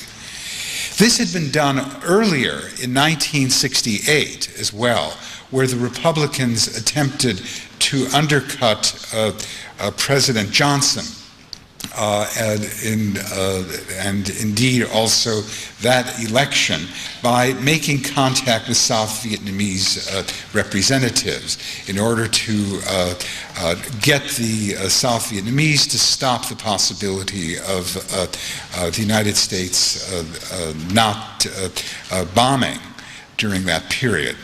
So here we are. We know pretty much what the facts are. Can this be made public in such a way as to change the direction of the country and to begin the process of dismantling the national security state? This case can begin to do it, for it goes to a fundamental element of democracy, which is election. The election by the people. And if it is shown that this election was indeed polluted, that indeed it will open the possibilities of a glasnost within the United States. It will open up the possibility of saying, what indeed does the CIA do? Where are its records? What does the National Security Agency do?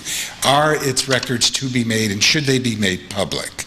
And so forth and so on. In that process, we will then be able to begin to talk through what the character of a modern democracy should be. And the character, in my view, of that modern democracy has to be predicated on openness and on fairness and non-pollution of elections, either our own or of other nations as well. So that means that the rules of the game, which we want to apply to ourselves, we will have to accept in application to other nations as well. Thank you very much.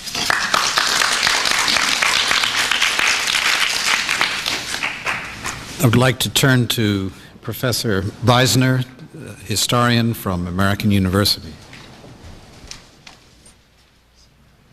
Thank you, Bill. I'd like to speak briefly about, thank you, some things that seem to me in this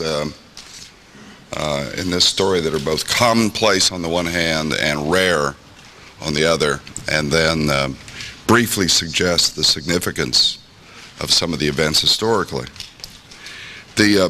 What I see as commonplace in this story, or a part of the story that is commonplace, is the close connection between foreign policy and politics. There's absolutely nothing new in that in our history at all.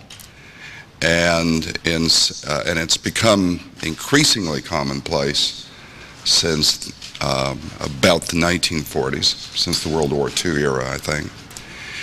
And I think largely for two reasons, one of which is very encouraging. The first reason is simply the growing importance of international affairs as in the United States, that is the growing participation of the United States in world affairs, and so the issues come up much more. Whereas you could have campaigns in the nearly a century ago or more than a century ago in which it simply would not be an issue. The encouraging part is, it seems to me, that compared to a century ago or 75 years ago, and to some degree on some issues, even yet today, a century or so ago, the public at large had very little interest in foreign affairs, very little knowledge about foreign affairs, and the U.S. government was able to make policy most of the time in a kind of public opinion and political vacuum. Now, there are qualifications to that at certain times, of course.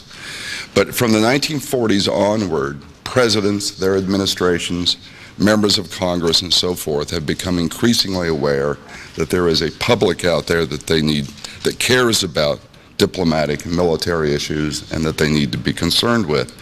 And as that concern has grown, the temptation to play politically with diplomatic events has grown, I think. But the normal situation, what again has been fairly commonplace in elections, it seems to me, has been cases of the incumbent manipulating events to his advantage, so that we have could get arguments about all of these, but let me just briefly mention some. We have Truman in 1948, for example, in the quick recognition of Israel, and on another kind of issue, preempting the right with a very hard line against the Soviet Union, helping get elected in 1948. We have Johnson in 1964 withholding far more belligerent plans in Vietnam so that he could picture Goldwater as the crazy man. We have Johnson, we have the Johnson administration then at the very end of the 1968 campaign trying to produce negotiations on the Vietnam War in order to help get Humphrey elected. We have Nixon in '72, along with Kissinger, also playing all kinds of games with respect to Vietnam negotiations in order to affect the '72 elections. So this is very commonplace. And I have not heard anything today indicating that Carter would have passed up such an opportunity in 1980 either. And apparently there were some potential October surprises in the decisions to allow arms already purchased by Iran to be delivered to Iran. As Mark has indicated, another common or fairly common phenomenon in the last 50 years has been the U.S. action affecting the elections of other states. And a reverse example of that, which I might want to mention, since I've been brought here as an historian, I think it's my duty to mention something at least 200 years old, or nearly 200 years old. An extreme rarity in American history was the effort by the government of France in 1796 to elect a president, making every attempt it could to get Jefferson elected in the expectation, an accurate one, that a Jefferson administration would be far friendlier to a revolutionary France than an Adams administration would be. And they failed in that attempt, but not for lack of trying. What we have heard described today and what we've all read about over the last few years that may have happened in 1980, if it did happen, is a rarity. In this case, I cannot play the normal historian's role of declaring everything commonplace, something we've always seen. The kind of, if this indeed occurred, and we have an opposition party affecting foreign policy in an extremely important area in order to affect the election, if this occurred the way it did, the only precedent that I can think of at the moment that is similar to that has also just been mentioned by Mark, and that was the effort of the Republican Party in 1968 to torpedo any last-minute Vietnam settlement by contacting the South Vietnamese government and encouraging that government successfully to hold back from the Paris negotiations that were just opening at that time. I don't for a moment believe that that action prevented a peace settlement in Vietnam in 1968. I think that was unlikely to happen anytime soon. But it was a crucial intrusion into diplomacy by private parties and in secret. The meaning, the significance of all of this, it seems to me, is it is probably too early to tell. Somewhat narrowly, again, I'm skeptical, despite some of the figures that have been mentioned, that the Reagan campaign intrusion into the Iran situation in 1980 decided an election.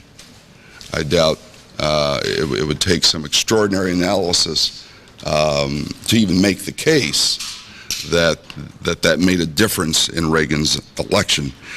It's quite clear that the Republican campaign group, however, thought that it would.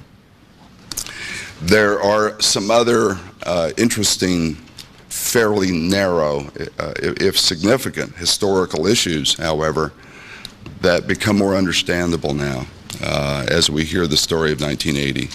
One is the story of the behavior of the Reagan National Security Council, which seems to be continuous with the behavior of the Republican campaign organization in 1980. As others have mentioned, and I won't belabor the point here, the whole Iran-Contra issue looks different now given the perspective that this situation gives us. There's some broader issues as well. I've recently been doing some reading in the history of U.S. relations with Iran in the Truman administration, and I have just, in fact, the last few days been reading in that volume of the Foreign Relations of the United States series that has been so excised. It's a fascinating volume. It covers U.S. relations with Iran and other states in the Near East from 1952 to 1954. There's some crucial documents in it, but absolutely no reference whatsoever to the fact that the CIA played a fairly important role in Iran in 1953. But I bring it up here also as a way of indicating how I think what we've heard today suggests that this country has never understood with whom it's dealing in Iran. I think the Carter administration efforts demonstrate that. The Reagan campaign people probably demonstrated that. And as far as I can see, Harry Truman and Dean Acheson did not understand Iran either, although Acheson seems to have understood Iran better than the British did. But Acheson's concern in the 1952, 53, 54 volume has very little to do with Iran. It has very little to do with Islam. It all has to do with the Soviet Union. It's that we have to act in such a way in Iran in order to prevent it falling into the hands of, quote, the commies, end quote, which is actually State Department telegrammees and not quite as pejorative as it sounds, but the language you use. I think we also have further evidence today, which is pretty obvious, that presidents concerned about re-election will always worry about what's going to, how a diplomatic or military situation might affect their re-election, whether it's in a campaign year or 1 or 2 or 3 years away from the campaign year. I simply regard that as a given, and I'm not sure that there's absolutely anything that can be done about it. Somewhat facetiously, but not entirely, I'd like to say also that reading much of what's come out over the last year or so, reading the packet that you've received today and that I got a copy of yesterday, and listening to the investigative journalists who spoke earlier, seems to me that in part today we've been treated to sort of a legacy to Izzy Stone. I mean, I felt a number of times that Izzy Stone should be here, but there are people carrying on the role, obviously. Finally, I'd like to say one other thing. One of the things that I've been convinced of over the years is studying diplomatic history, and not without ambivalence. I stand before you as an ardent middle roader, and so ambivalence comes naturally to me. And one of the things that I've become convinced of over the years is that in a constitutional democracy, foreign policy is bound to be carried out in such a way that's messy. And that's the word that's often used when this issue is commented on. And what I have felt ambivalent about over the years very often is, well, is that really what we want? And those of you who have read and listened to George Kennan, for example, over the years know how deeply in the souls of people like Kennan lie the wish to get rid of the public and to get rid of some of the difficulties involved and the messiness involved in practicing foreign policy in a republic.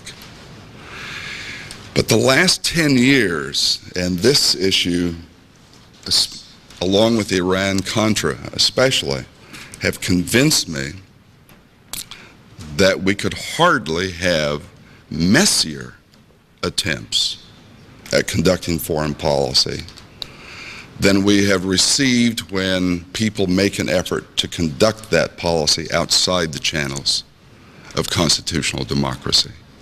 So the issue is probably not a nice, neat, clear-cut foreign policy conducted undemocratically versus a messy democratic foreign policy. I'm not quite sure that the conclusion is that foreign policy is always messy, but it's clear that an attempt to get around the bounds set by the American Constitution and law is likely to make the situation even worse. Thank you.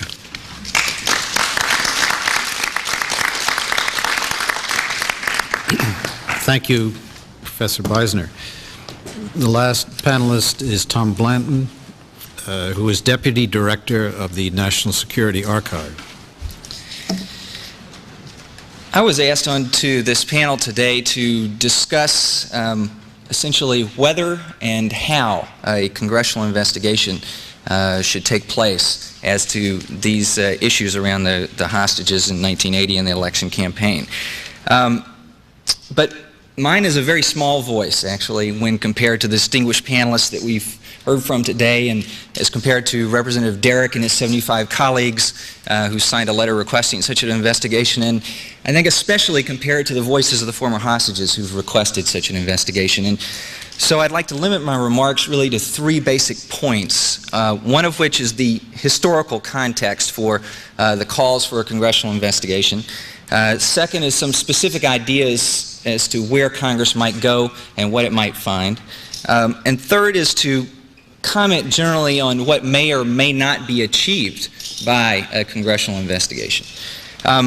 First, just on the historical context, as I've gone over the past couple of weeks through the literally hundreds of press clippings, through the mailings that Barbara Honegger has kindly sent me over the years, through the various books by Bonnie Sauter, Gary Sick's books, the books by the negotiators, the Americans who ultimately did get the hostages out, I was struck that I came across a call for a congressional investigation which, to my knowledge, is the very first call for a congressional investigation of the release of the hostages. And it was actually made by a prominent American while the hostages were still being held.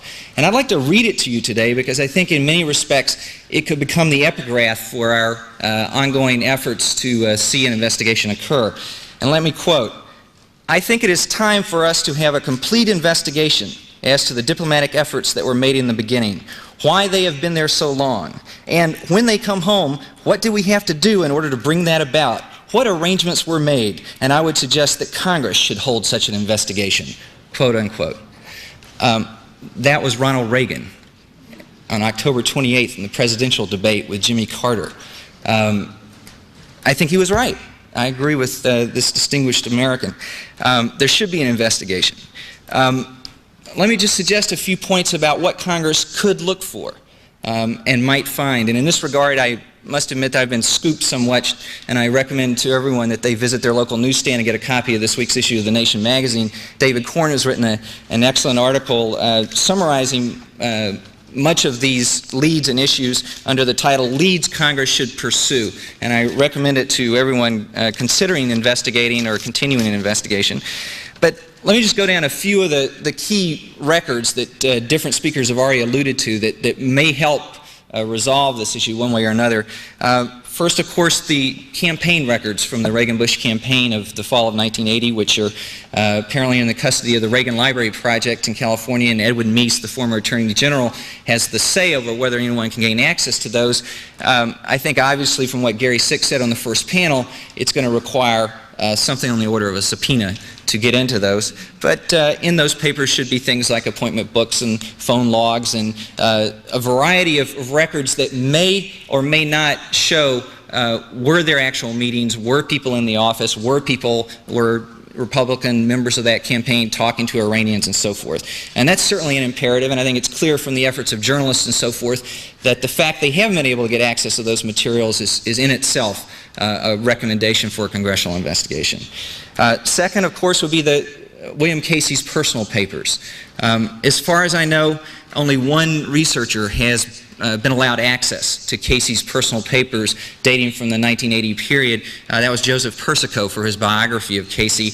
I recommend it to you not for what it says about the October surprise, because it doesn't say very much. It discusses it very briefly, and I think less than a page, but for the context of Casey's life and Casey's operations, I think very essential to any informed judgment on this matter.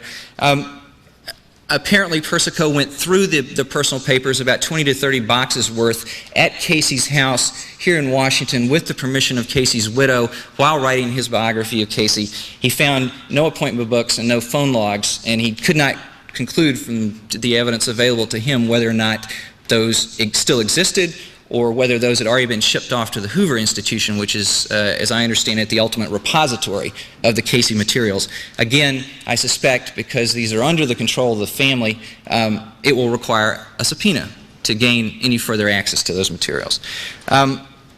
Further, we now have the new evidence of the last several months is really in the form of a series of interviews, many of them on videotape, many of them on audio tape, many of them in notes by some very credible researchers, the crew who put together the PBS Frontline piece, Robert Perry and others, Gary Sick and others. Again, those are very useful as tips for investigators, but to have them become a real core public record of this story, they need to be under oath and they need to be taken in some official proceeding. Again, an argument for an official congressional investigation. Further, Gary Sick this morning recommended a couple of other record sets, if you will, that should be gone after. Things like the flight records, because they do have tail numbers from a variety of these witnesses that they have interviewed. Passport records, customs and immigration and so forth. And the tapes from the sting operation that Cyrus Hashimi was part of, the celebrated Evans-Barham case that ultimately was dropped in New York, that, by the way, did pick up Ghorbanifar in its wide net at the time in '86. Again, much of this material may need to be subpoenaed because there's almost no other way to avoid the privacy considerations and so forth that might prevent it from being obtained.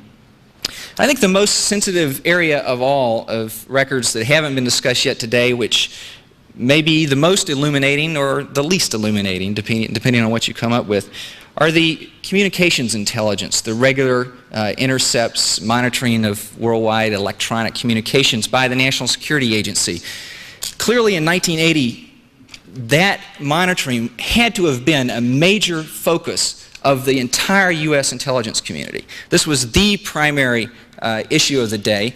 Clearly, they would have been monitoring as best they could any communications to or from the Iranian Foreign Ministry in Tehran.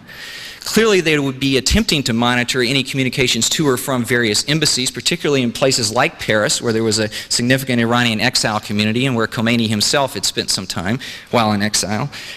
Clearly, they would have been attempting to monitor the Iranians with whom they were negotiating. For instance, Tabatabai, was it the brother of the wife of Khomeini's son, who was ultimately one of the key mediators with the Algerians in the ultimate Carter negotiations.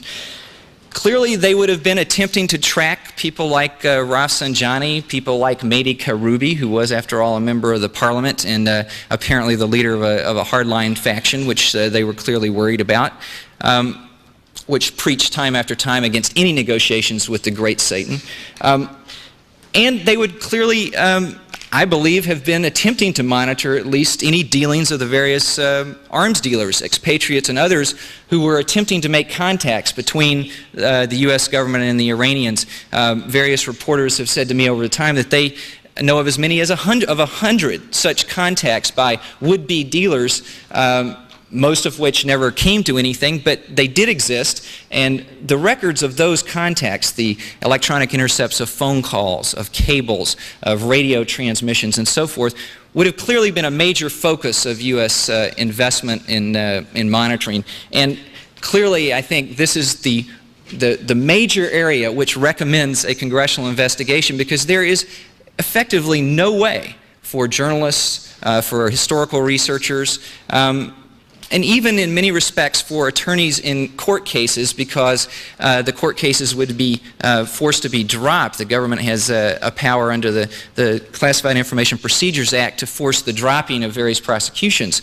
on the basis of state secrets. Clearly, a congressional investigation is, in effect, the only practical method for getting at those super secret, above top secret communications intercepts, which are so sensitive that I think in the 1980s, only on a couple of key occasions, particularly the downing of the KAL-007, has the U.S. government officially released any of these intercepts. Clearly, it can be done when it serves certain purposes of the administration, but in this case, it would require not only a subpoena, but congressional investigators with code word clearances and so forth. But obviously, it should be a major area to focus. And then I'll refer you to David Korn's article for other general discussion of these record systems. And let me move on to point 3. Which is, what are we likely to find out? What may or may not be achieved? What we may find out from, if we actually get a hold of these records, is whether or not the meetings actually took place. The communications intercepts may show whether there was a deal or not, in the sense that you would presumably have conversations, dialogues, back and forth, reportings, and so forth, that may convey some of the substance of those discussions. But from the personal records, the appointment books, the phone logs, the credit card records, and so forth and so on, you can only really conclude whether the meetings actually took place. That may be enough. That in itself would probably be a scandal. And I would just remind people of that while you're chasing George Bush and other folks, just the mere fact of top campaign officials meeting with representatives of foreign government and discussing something as sensitive as the hostages is in itself a highly questionable activity. And Gary Sick and others have proved this to their satisfaction. So just in closing, it's unclear how far even a congressional investigation with subpoenas could go toward resolving the issue of whether there was a deal or not. They may only be able to resolve whether there were meetings or not. But there has to be a major attempt to create a public record, because without that public record, we're all going to continue to be dependent on the kinds of anonymous sources, unsourced information, hearsay information that is very troubling to any investigator, certainly a total documents fiend like myself in the National Security Archives staff, who've been very strongly agnostic on this whole question simply because of the almost complete lack of that kind of hard documentation and its dependence on interviews and sources. We're not reporters. If we were reporters, those sources, as Gary Sick and Robert Perry and others have demonstrated, are plenty good enough to get into the newspaper.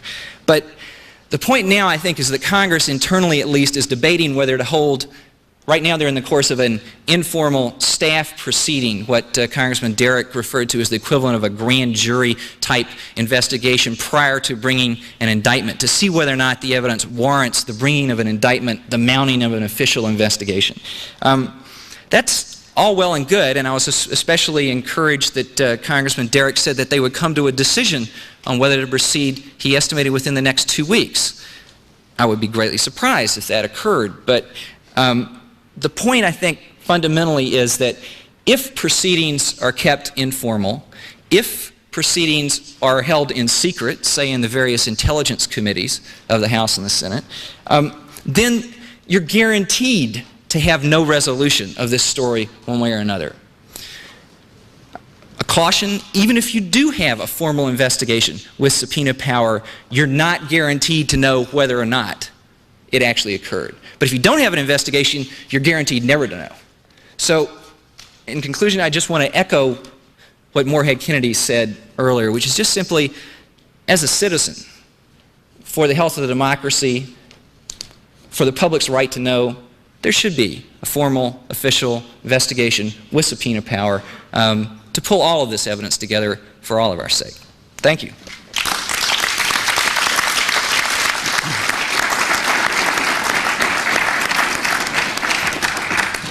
We have time for questions, comments.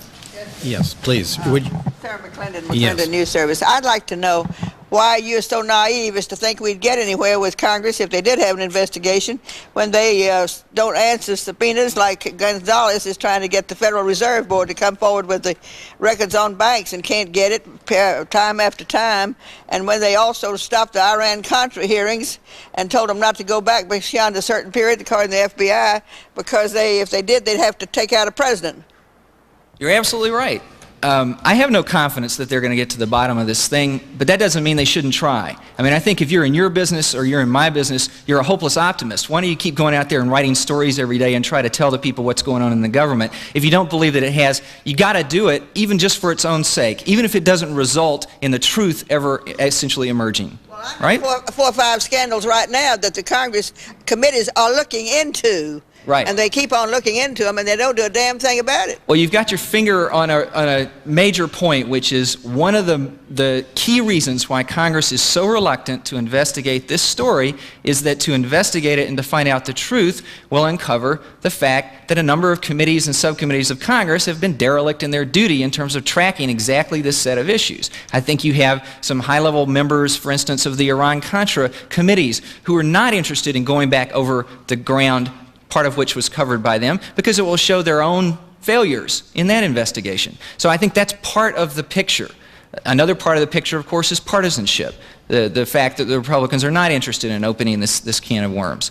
But fundamentally, it comes down to a matter of will, and what you write and the documents I come up with and what everyone else here talks about and writes and puts out in the public domain either will help generate enough momentum to have an official investigation, or it won't. Question here.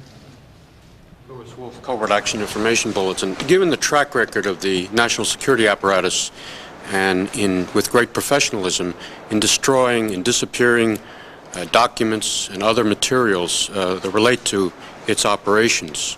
If you remember, of course, Richard Nixon's own secretary with her foot disappeared 3 minutes of critical tape. If you remember the fact that during the Iran-Contra hearings, Tom Polgar, longtime CIA officer, acknowledged that massive numbers of documents were not released to or provided to the committee.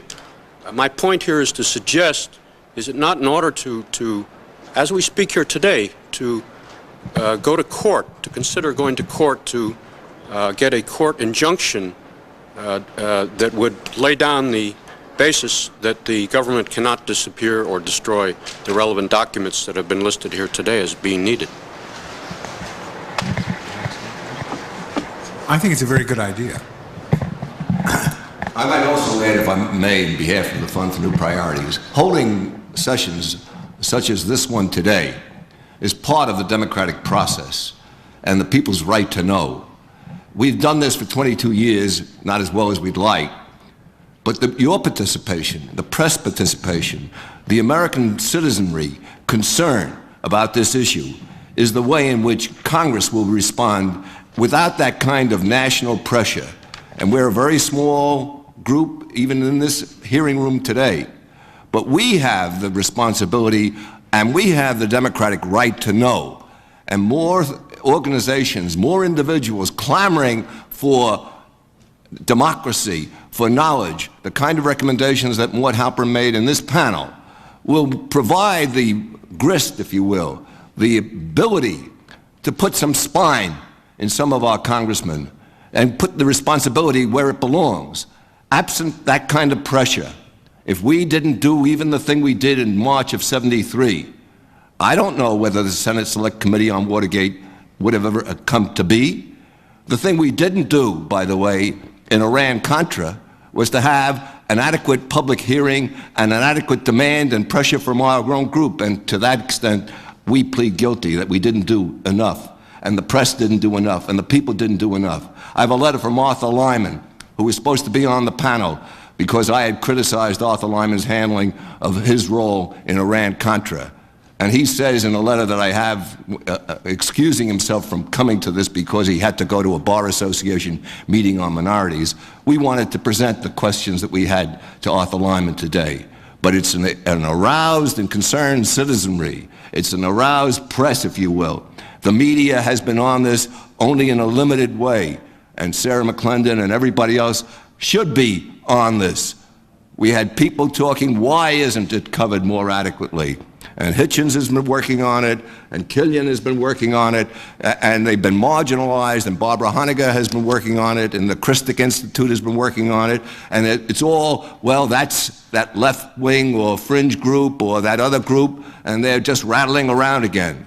But the American people, if they know what's going on, if they hear what's going on, and they call their congressman and say, as Butler Derrick just said, we have a concern, and then you will see more than 75.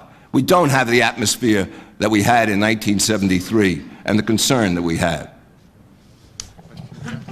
I'm Harvey Wasserman, author of a history book called Harvey Wasserman's History of the United States. And along those lines, a group of us will be meeting at 2 o'clock at 122 Maryland Avenue to make sure that this story continues. I want to take strong issue with Mr. Beisner as a fellow historian. I think it's very clear that had the hostages been released when President Carter thought they were going to be released and had his deal gone through, that Carter would have won the election. I don't believe it was just a Republican paranoia. The polls showed it, and their polls, Richard Worthland's polls, showed a shift of 10% in the public opinion, which was more than enough to give the election to Jimmy Carter. The election was much closer in 1980 than people remember in terms of the popular vote. I think it's also very important when we discuss this event to keep it in historical perspective. This is one of the major shaping events of the 20th century. There are very few events you can point to that very clearly turned the course of American politics. The assassination of John Kennedy, the manipulation in 1968 of the Vietnamese thing, and you really, beyond that, you almost have to go all the way back to the sinking of the Lusitania, which brought the United States into World War I. And I bring that up for a very specific point. When Woodrow Wilson was president in 1915, a vast majority of the United States opposed getting into World War I, and the Germans sank the luxury liner to the Lusitania, charging that it was carrying British arms from New York to London. The British strongly denied it, and Woodrow Wilson went along with them. 70 years later, deep-sea divers went down to the Lusitania and, in fact, found many tons of weapons that were going from the United States to Great Britain. So it may very well be that the United States got into World War I on the basis of a lie. And World War I was a major shaping event in American history. There's absolutely no doubt about that. We now have a situation in 1980 where the American public had a choice between a moderate liberal Democrat and an extreme right-wing Republican. We all know what happened in the 1980s, and we all, I think, can go back and look and take strong questioning about what the 1980s might have looked like had Jimmy Carter been reelected as opposed to Ronald Reagan. The world would have been very different, not only in the 1980s, but probably for an entire generation to come. So I think it's very important that people keep in perspective the enormity of the impact of what we're talking about here. This was not a small event, and I think Ms. McClendon's point is very well taken. We in no way, shape, or form can trust a congressional investigation. A congressional investigation cannot be an end to this situation. It will not be a major victory if Congress decides to investigate this deal in 1980. Because aside from the historical impact, there is, as I think you'll agree, no precedent for a strong case that can be made against a sitting president for having committed treason. And essentially, we are talking about treason here. The idea of an opposition campaign negotiating sub rosa with a foreign government to delay the release of hostages, if that isn't treason, I don't know what is. And we're talking about the current and the former President of the United States involved here. There is really nothing of that magnitude in the history of this country. And I hope people will keep that in mind as we proceed, because it really dwarfs anything that I think this Congress or any future Congress, in many ways any past Congress, is probably willing to deal with. And I think Mr. Papin is exactly right, that people as a whole are going to have to deal with this issue ultimately.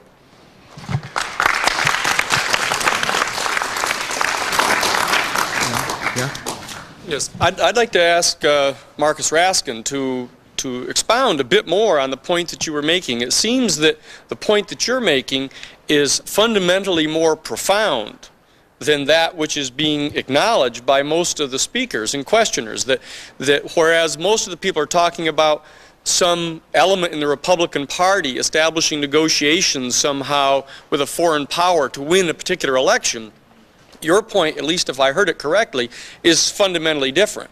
That this was in fact a counterstrike against the entire concept of democratic government in the United States by elements of a national security state that had been formulated since 1947 in the passage of the National Security Act. Now, if that is the constitutional reality that we're dealing with, it seems to me that we have to define it properly in order to define the nature of what the congressional investigation has to be here.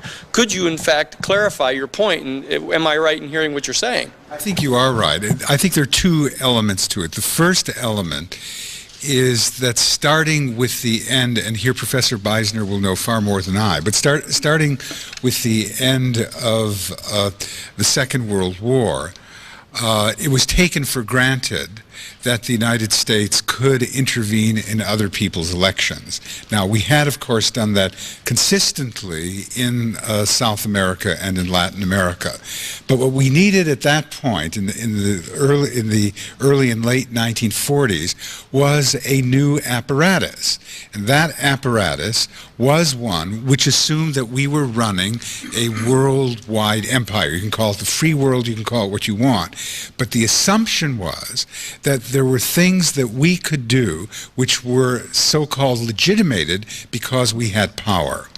But there was no real internal legitimation in the country for those things. The legitimation really didn't come from Congress, except in the most broad way.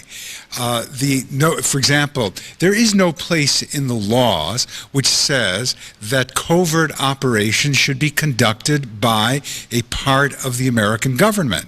Yet it's the case that covert operations go on. And the meaning of covert operations, in fact, is that you're breaking the law of another country. That's why you do it covertly. You're trying to get their secrets, you're doing all sorts of things, whether blackmail or secrets or whatever it is. That's why you're conducting a covert operation on that level. And also you're conducting it because you don't want to go through Congress, because it would be publicly debated within the United States. And indeed, in that sense, the elitist notion is that a small grouping of people know better than others that this is the way things should go on, and this is the way politics should be conducted in an international sense. Now, that has come to be known as the legitimate way of doing business in American society over the 40-year period. And I would argue that that's illegitimate, that itself, that national security state apparatus, has to be dismantled. Now, in the context of that illegitimate system came another illegitimate system. And that illegitimate system was, and it came at various stages, groupings of people who went out on their own to do various sorts of enterprises, which you know very well about. Other groupings of people organizing businesses, proprietaries for the CIA, to be used as fronts for other activities of the CIA, as if they were individual businessmen not responsible to the CIA. But beyond that came to be something which occurred in 1980, which is so profound, and that is the return of the possible fixing of an American election. Now, subjectively from the point of view of Casey. His view is, look, Carter is an interloper. He tried to get rid, and indeed was successful at getting rid of part of the CIA. Stansfield Turner is an interloper, although God knows he isn't, but indeed that is the perspective that Casey was taking. And indeed, Casey was a man who had been involved with secret operations since the Second World War and since the OSS, since the OSS days. So his perspective is, look, these people have indeed disturbed the orderly way of doing business by the United States over this period of time. They were indeed, in the 1980s, if Carter had his way, who knows what might emerge with regard to the CIA. There was indeed, under Carter, much heavier controls over covert operations. As you know, as soon as Casey came in with Reagan, they removed the controls over the covert operations. There had been a committee established in an oversight committee established in the White House, which no longer had that particular oversight responsibility over covert operations. So a very great deal changed at that point. Now, what does this mean? It means that, in effect, you have a governing structure which is illegitimate, which uses either the republic or the democracy, the rhetoric of democracy or republic, but operates on its own. And it operates in a framework of a controlled legitimacy, that is self-enforced legitimacy. Indeed, various people here had been part of it. Halpern had been part of it, I had been part of it, Sick had been part of it, and it operates in the context of rules and regulations which are self-imposed. But they're not responsive to Congress per se or to the public per se. That system has, in my view, to be dismantled. Secondarily, came out of that system a criminal system. And the criminal system is the one that we're talking about here, which now goes to the point of, can you not only fix other people's elections, but can you fix the elections at home? In that sense, I think Wasserman's comments are very important. I'm not here to talk about traitorous activity of the president, nor do I know enough to even begin to make such a charge. But it is clear that elections over the course of a 40-year period have been fixed by the United States abroad, and that those people who undertake to do that abroad have no problems doing that at home.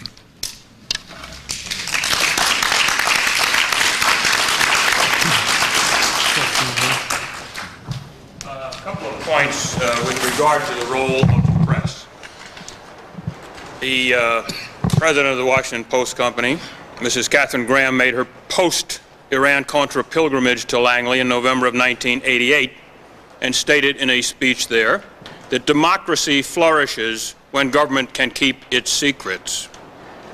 Point two, the Frontline program referred to. Mr. Angelo Codavia, who is the Senate Select Committee on Intelligence staff member referred to anonymously here previously, declared thereon and was identified as an informal consultant to the Republican Campaign Committee, and in fact did deliver from his privileged position information to that committee. That's a heavy-duty felony, to which he has openly admitted. Has any prosecution gone forward? Has any charge been made against him? Point three, and my last one, with regard to secrecy. There is currently a private lawsuit underway in federal court in Baltimore. Maxwell versus First National Bank of Maryland. This case involves, I will not go into the details, some charges relating to a CIA front company which was a client of that bank. The plaintiff, Mr. Maxwell, in his private suit for damages against the bank for wrongful discharge, was in charge of that account. In late December, the Justice Department, that oxymoron, presented an affidavit signed by the Director of Central Intelligence, Mr. William Webster, in support of its motion that Mr. Maxwell, a private citizen who had never entered into an official relationship with the United States, never signed any secrecy agreement, by reason of the doctrine of absolute state secrecy, is to be prevented at any time in this proceeding from referring to Associated Traders Corporation, to the Justice Department, to the FBI, or to the CIA for fear of grave danger to the national security of the United States. These 3 points I submit to you illustrate where we are on a very direct, important, and human level. Thank you.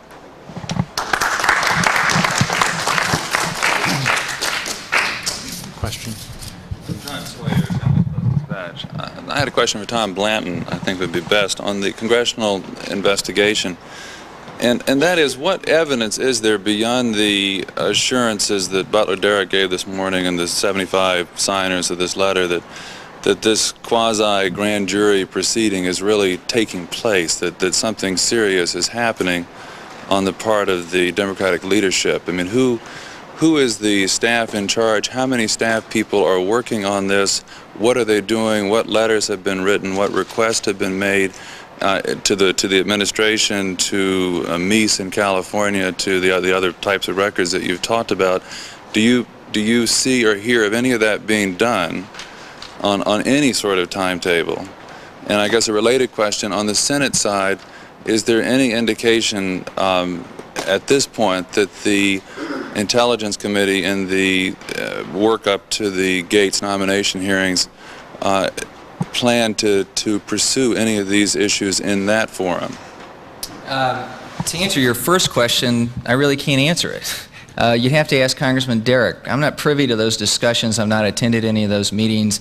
I couldn't even name all the, what committees have contributed staff to this operation, but you should check with the House leadership, and I'm sure you have much better sources on the Hill than I do.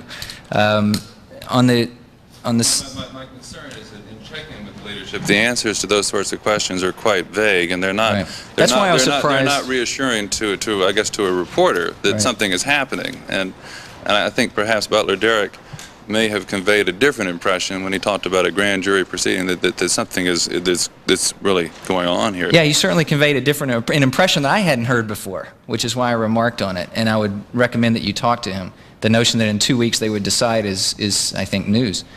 On the second question, I have no indications about what the Senate Intelligence Committee is or is not looking into, just some references in the media that 4 or 5 staff members are working full-time compiling a briefing book on Gates. We've compiled one at the National Security Archive that everyone's welcome to come get a copy of. We'll charge you for it, but that's to cover our costs. But I have no notion other than that about what they're looking into. Yes. Yes. Barbara Honegger, the author of October Surprise. What I'd like to add here is some very specific data, some facts. People ask me, where are the smoking guns? And Tom Blanton has listed a number of the documents that need to be subpoenaed and the kinds of documents and the kinds of sources that need subpoena once we get subpoena power, whether it's in a class action suit, which is my hope, frankly, on the part of the 52 hostages or some good subset of them, or whether there's a congressional hearing or investigation with subpoena power and under oath testimony. Just a couple of the highlights. And I'm on the record going to say here that while I'm in Washington over the next 2 days, I am going to compile from my own 5-year research, and being the author of the only book on this subject, which I have available here for those who would like to see it, published in 1989. And I should add that the day my book was published, May 12, 1989, the Bush Justice Department chose to sue one of the key witnesses, self-proclaimed eyewitnesses, Richard Brennecke, on that precise date. That is not a coincidence. My book is important, and you should read it. Now, in the book, there are references to a number of smoking guns, and in the 3 years since I have written the book, I have, on a daily basis, continued this research full-time. Just some tips of the iceberg of some of these smoking guns, half of which are contained in the book and half of which are not. I pledge here that I will make a list of all 37 of them. There are audio tapes. We know where they are. They have to be subpoenaed. And I will make that list available to the individuals in the Congress that I happen to personally know, including Spencer Oliver, the Chief Counsel of the House Foreign Affairs Committee, including Mr. Robert Torricelli and his assistant, Rick Frost, including Mr. Butler Derrick and his assistant Michael Harrison, who is here today, and a whole list of the individuals I have been assured are actually working on this, quote, grand jury, unquote. They will have this list of smoking guns before I leave Washington on Saturday. And this list of smoking guns I will make available to the press in whatever way I can, if and only if the decision is made by this so-called staff-level investigation in the House of Representatives not to go forward with subpoena power. Then I will make the full list available to the press. And as you will see in a moment, the problem with the dilemma and the trade-off of making the full list available to the press now is that people have a way of dying very quickly if they know something. The epilogue to my book, which I call A Kinder, Gentler Nation, is a list of some 30 individuals who have either been assassinated, assassination attempts on their life, and I add in that list Mr. Brennecke himself, also Houshang Lavi, now deceased, who is the self-acknowledged individual, an Iranian arms dealer who has said that on videotape in an interview that I arranged for him, that he personally was at the October 2nd meeting that Richard Allen, Lawrence Silberman, the judge who has now let Oliver North off the hook, not coincidentally, and also Mr. Robert McFarlane, not coincidentally later at the center of Iran-Contra. These three men have acknowledged publicly having been at the October 2nd, 1980 meeting in the Elephant Plaza Hotel with, they say, an Iranian, maybe an Egyptian. Well, that man has come forward. His name is Houshang Lavi. There were 2 attempts on his life. He is now deceased from a heart attack. I presume that that was of natural causes. But just some examples of the highlights of the smoking guns that are going to be on the list of 37 that I will give to these members of the staff-level investigation. The surprising one that has not yet been mentioned here today was actually mentioned on the McNeil-Lehrer NewsHour on November 7th, 1986, by none other than Richard Allen himself, one of the participants at the meeting with Mr. Houshang Lavi on October 2nd, 1980. That October 2nd, 1980 meeting is one of the hard data points that we have. And Mr. Allen, Silberman, and McFarlane want you to believe that nothing happened there. I have a tape-recorded interview with Mr. Ari Ben-Menashe, whom we know was a former Israeli intelligence agent who was in a position to know at the time, later a top assistant to Prime Minister Shamir himself. He is right now, as I'm speaking to you, in Australia writing a book on October Surprise for release in 5 languages this November 1991. So it will not be long before his entire story is out in his own words. However, in a tape-recorded interview with him, I have the transcript in my possession with me here today. He has stated that to his personal knowledge, as part of what he called the Aura Group in Israel, 6 members were critical in that group. There was a total of approximately $92 billion in U.S. and other Western arms that were brokered by the Israelis to Iran over the period of the Iran-Iraq War. We are talking about twice the entire estimated $40 billion that it cost the United States and all of our allies to fight the recent Persian Gulf War. Now, this Mr. Ari Ben-Menashe is very important. He has also, in a tape-recorded interview with me, stated that he was personally present at this hard fact October 2nd, 1980 meeting with Allen, Silberman, and McFarlane. And he has stated in a taped interview with me that Mr. Houshang Lavi, now deceased, 2 assassination attempts against his life, was working for Mr. Ari Ben-Menashe and Israeli intelligence at the time. Mr. Houshang Lavi happened to be Jewish and Iranian. Mr. Ari Ben-Menashe happens to be Jewish and born in Iran. And you will see in the revised edition of my book that this is a very important connection, the Jewish-Iranian connection. In any case, the tip of the iceberg in terms of a hard data point that we need to subpoena is that this very man, Richard Allen, who we know was at this meeting, And Mr. Ari Ben-Menash has also now identified the two Iranians who were at the meeting that Houshang Lavi would not name for me except to say one of them was a doctor. I had asked him, is it Dr. Cyrus Hashemi? He said, no, I guarantee you it is not. Now Mr. Lavi is deceased, but Mr. Ari Ben-Menash has now stated on tape that the individual, the doctor at the Elephant Plaza Hotel meeting with Alan Silberman McFarlane, and according to Ben-Menash himself and Lavi, was a Dr. Ghomshei, Ghomshei, who I have checked with Mr. Bani Sadr, who is the former president of Iran. He has checked that. He came back to me through his translator, his English translator, 1 week ago in writing, and he said that Mr. Ghomshei, Dr. Ghomshei, is a very important figure who is close to Mr. Mehdi Kashani.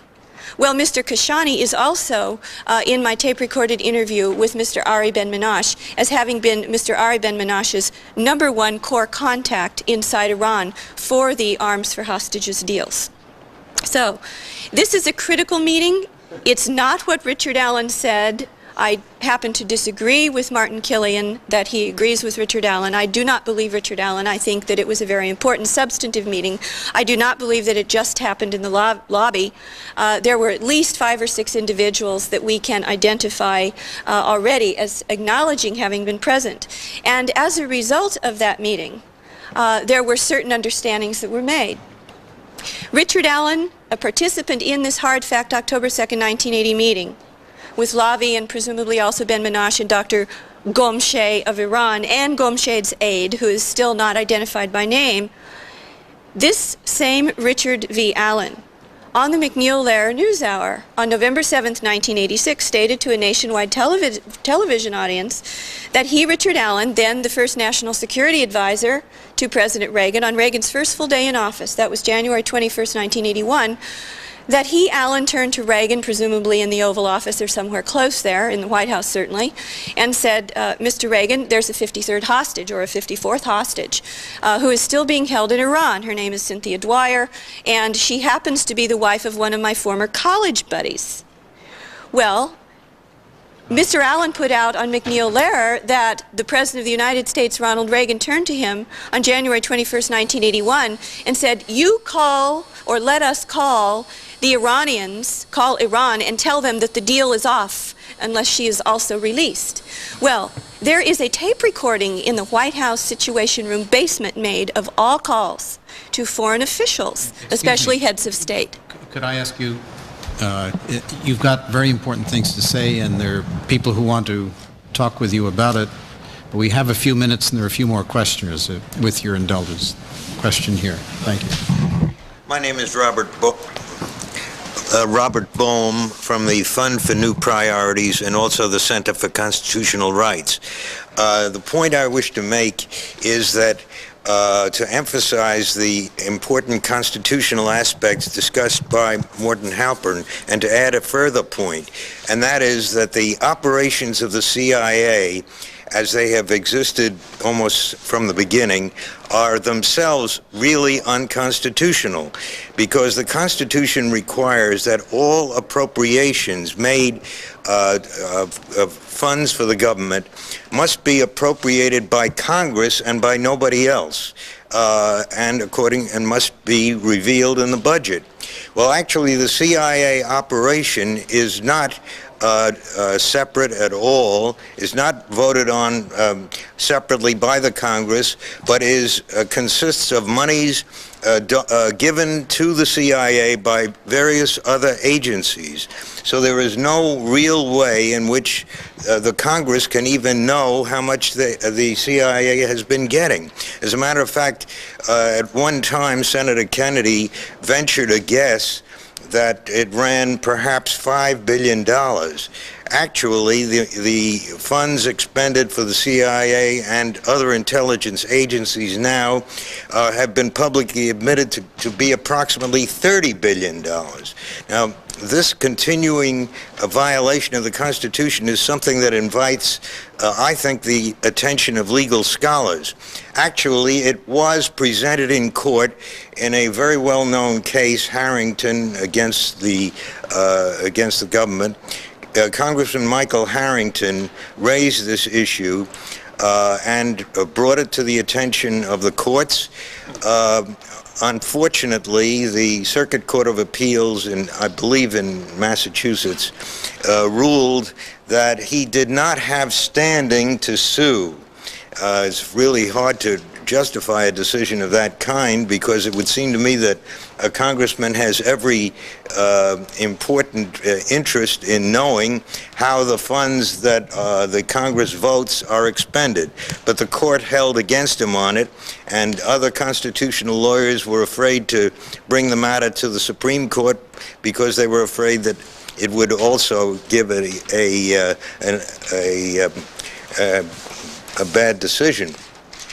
However, I think the issue is still very much alive, and I think it's something that should be investigated, and that it should play a role in the deliberations of people who want to bring out, prevent secrecy in government. Time for one more question. All right. Don't see any? Yeah. Well, I think that brings us to an end, and I want to thank our panelists who have spoken here today.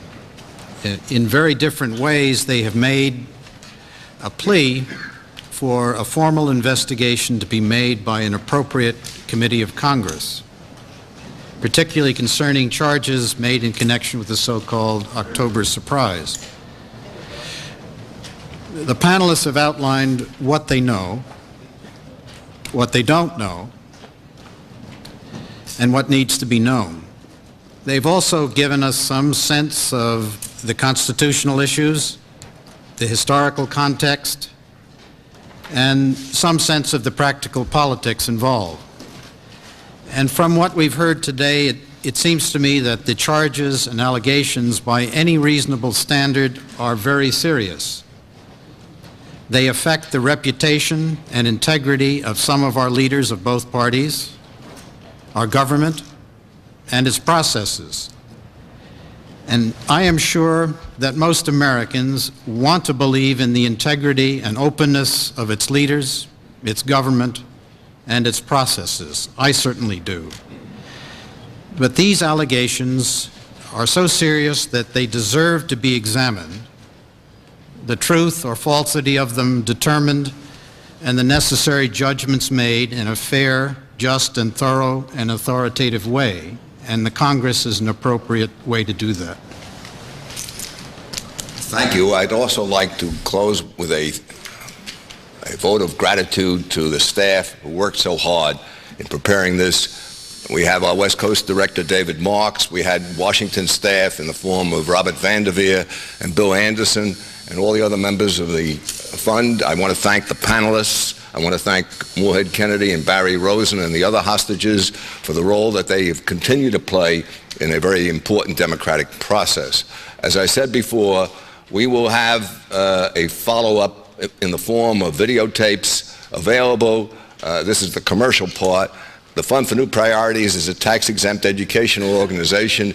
We raise money from the people, and we need help to distribute the materials, to hold these conferences. Any contributions should be sent to the fund at 171 Madison Avenue, New York, 10016. Our office in Washington is at 202-675-2329. I would also like to add a correction or an apology to Barbara Cohn, who called somewhat furious with a statement I made earlier. Her statement, in an attempted clarification of my remarks, is that she was not able, or she did not feel comfortable with moderating this panel today. And I said that I would make such a statement as a clarification of the remarks that I made earlier in the day. Did she say why she wouldn't feel comfortable? You would have to call her with regard to that. I got this by telephone message. I'm making the apology public. She said she'd come down here and, what was the statement, Ellen? I can't recall. Make a condemnatory statement for what my earlier remarks. I'm trying to clarify them to the extent that I know I misconstrued them or misrepresented them. In any event, I want also to call your attention to the fact that McNeil-Lehrer tonight will have, I think, a few of our panelists participating in the McNeil-Lehrer Hour. We, I think, have been taped. I know we've been taped by C-SPAN, so I know we'll have the videotapes available. I think we were covered by other networks, and to the extent that we have other materials available, we will do so. We will also have an edited transcript. And again, thank you for coming, ladies and gentlemen, very much.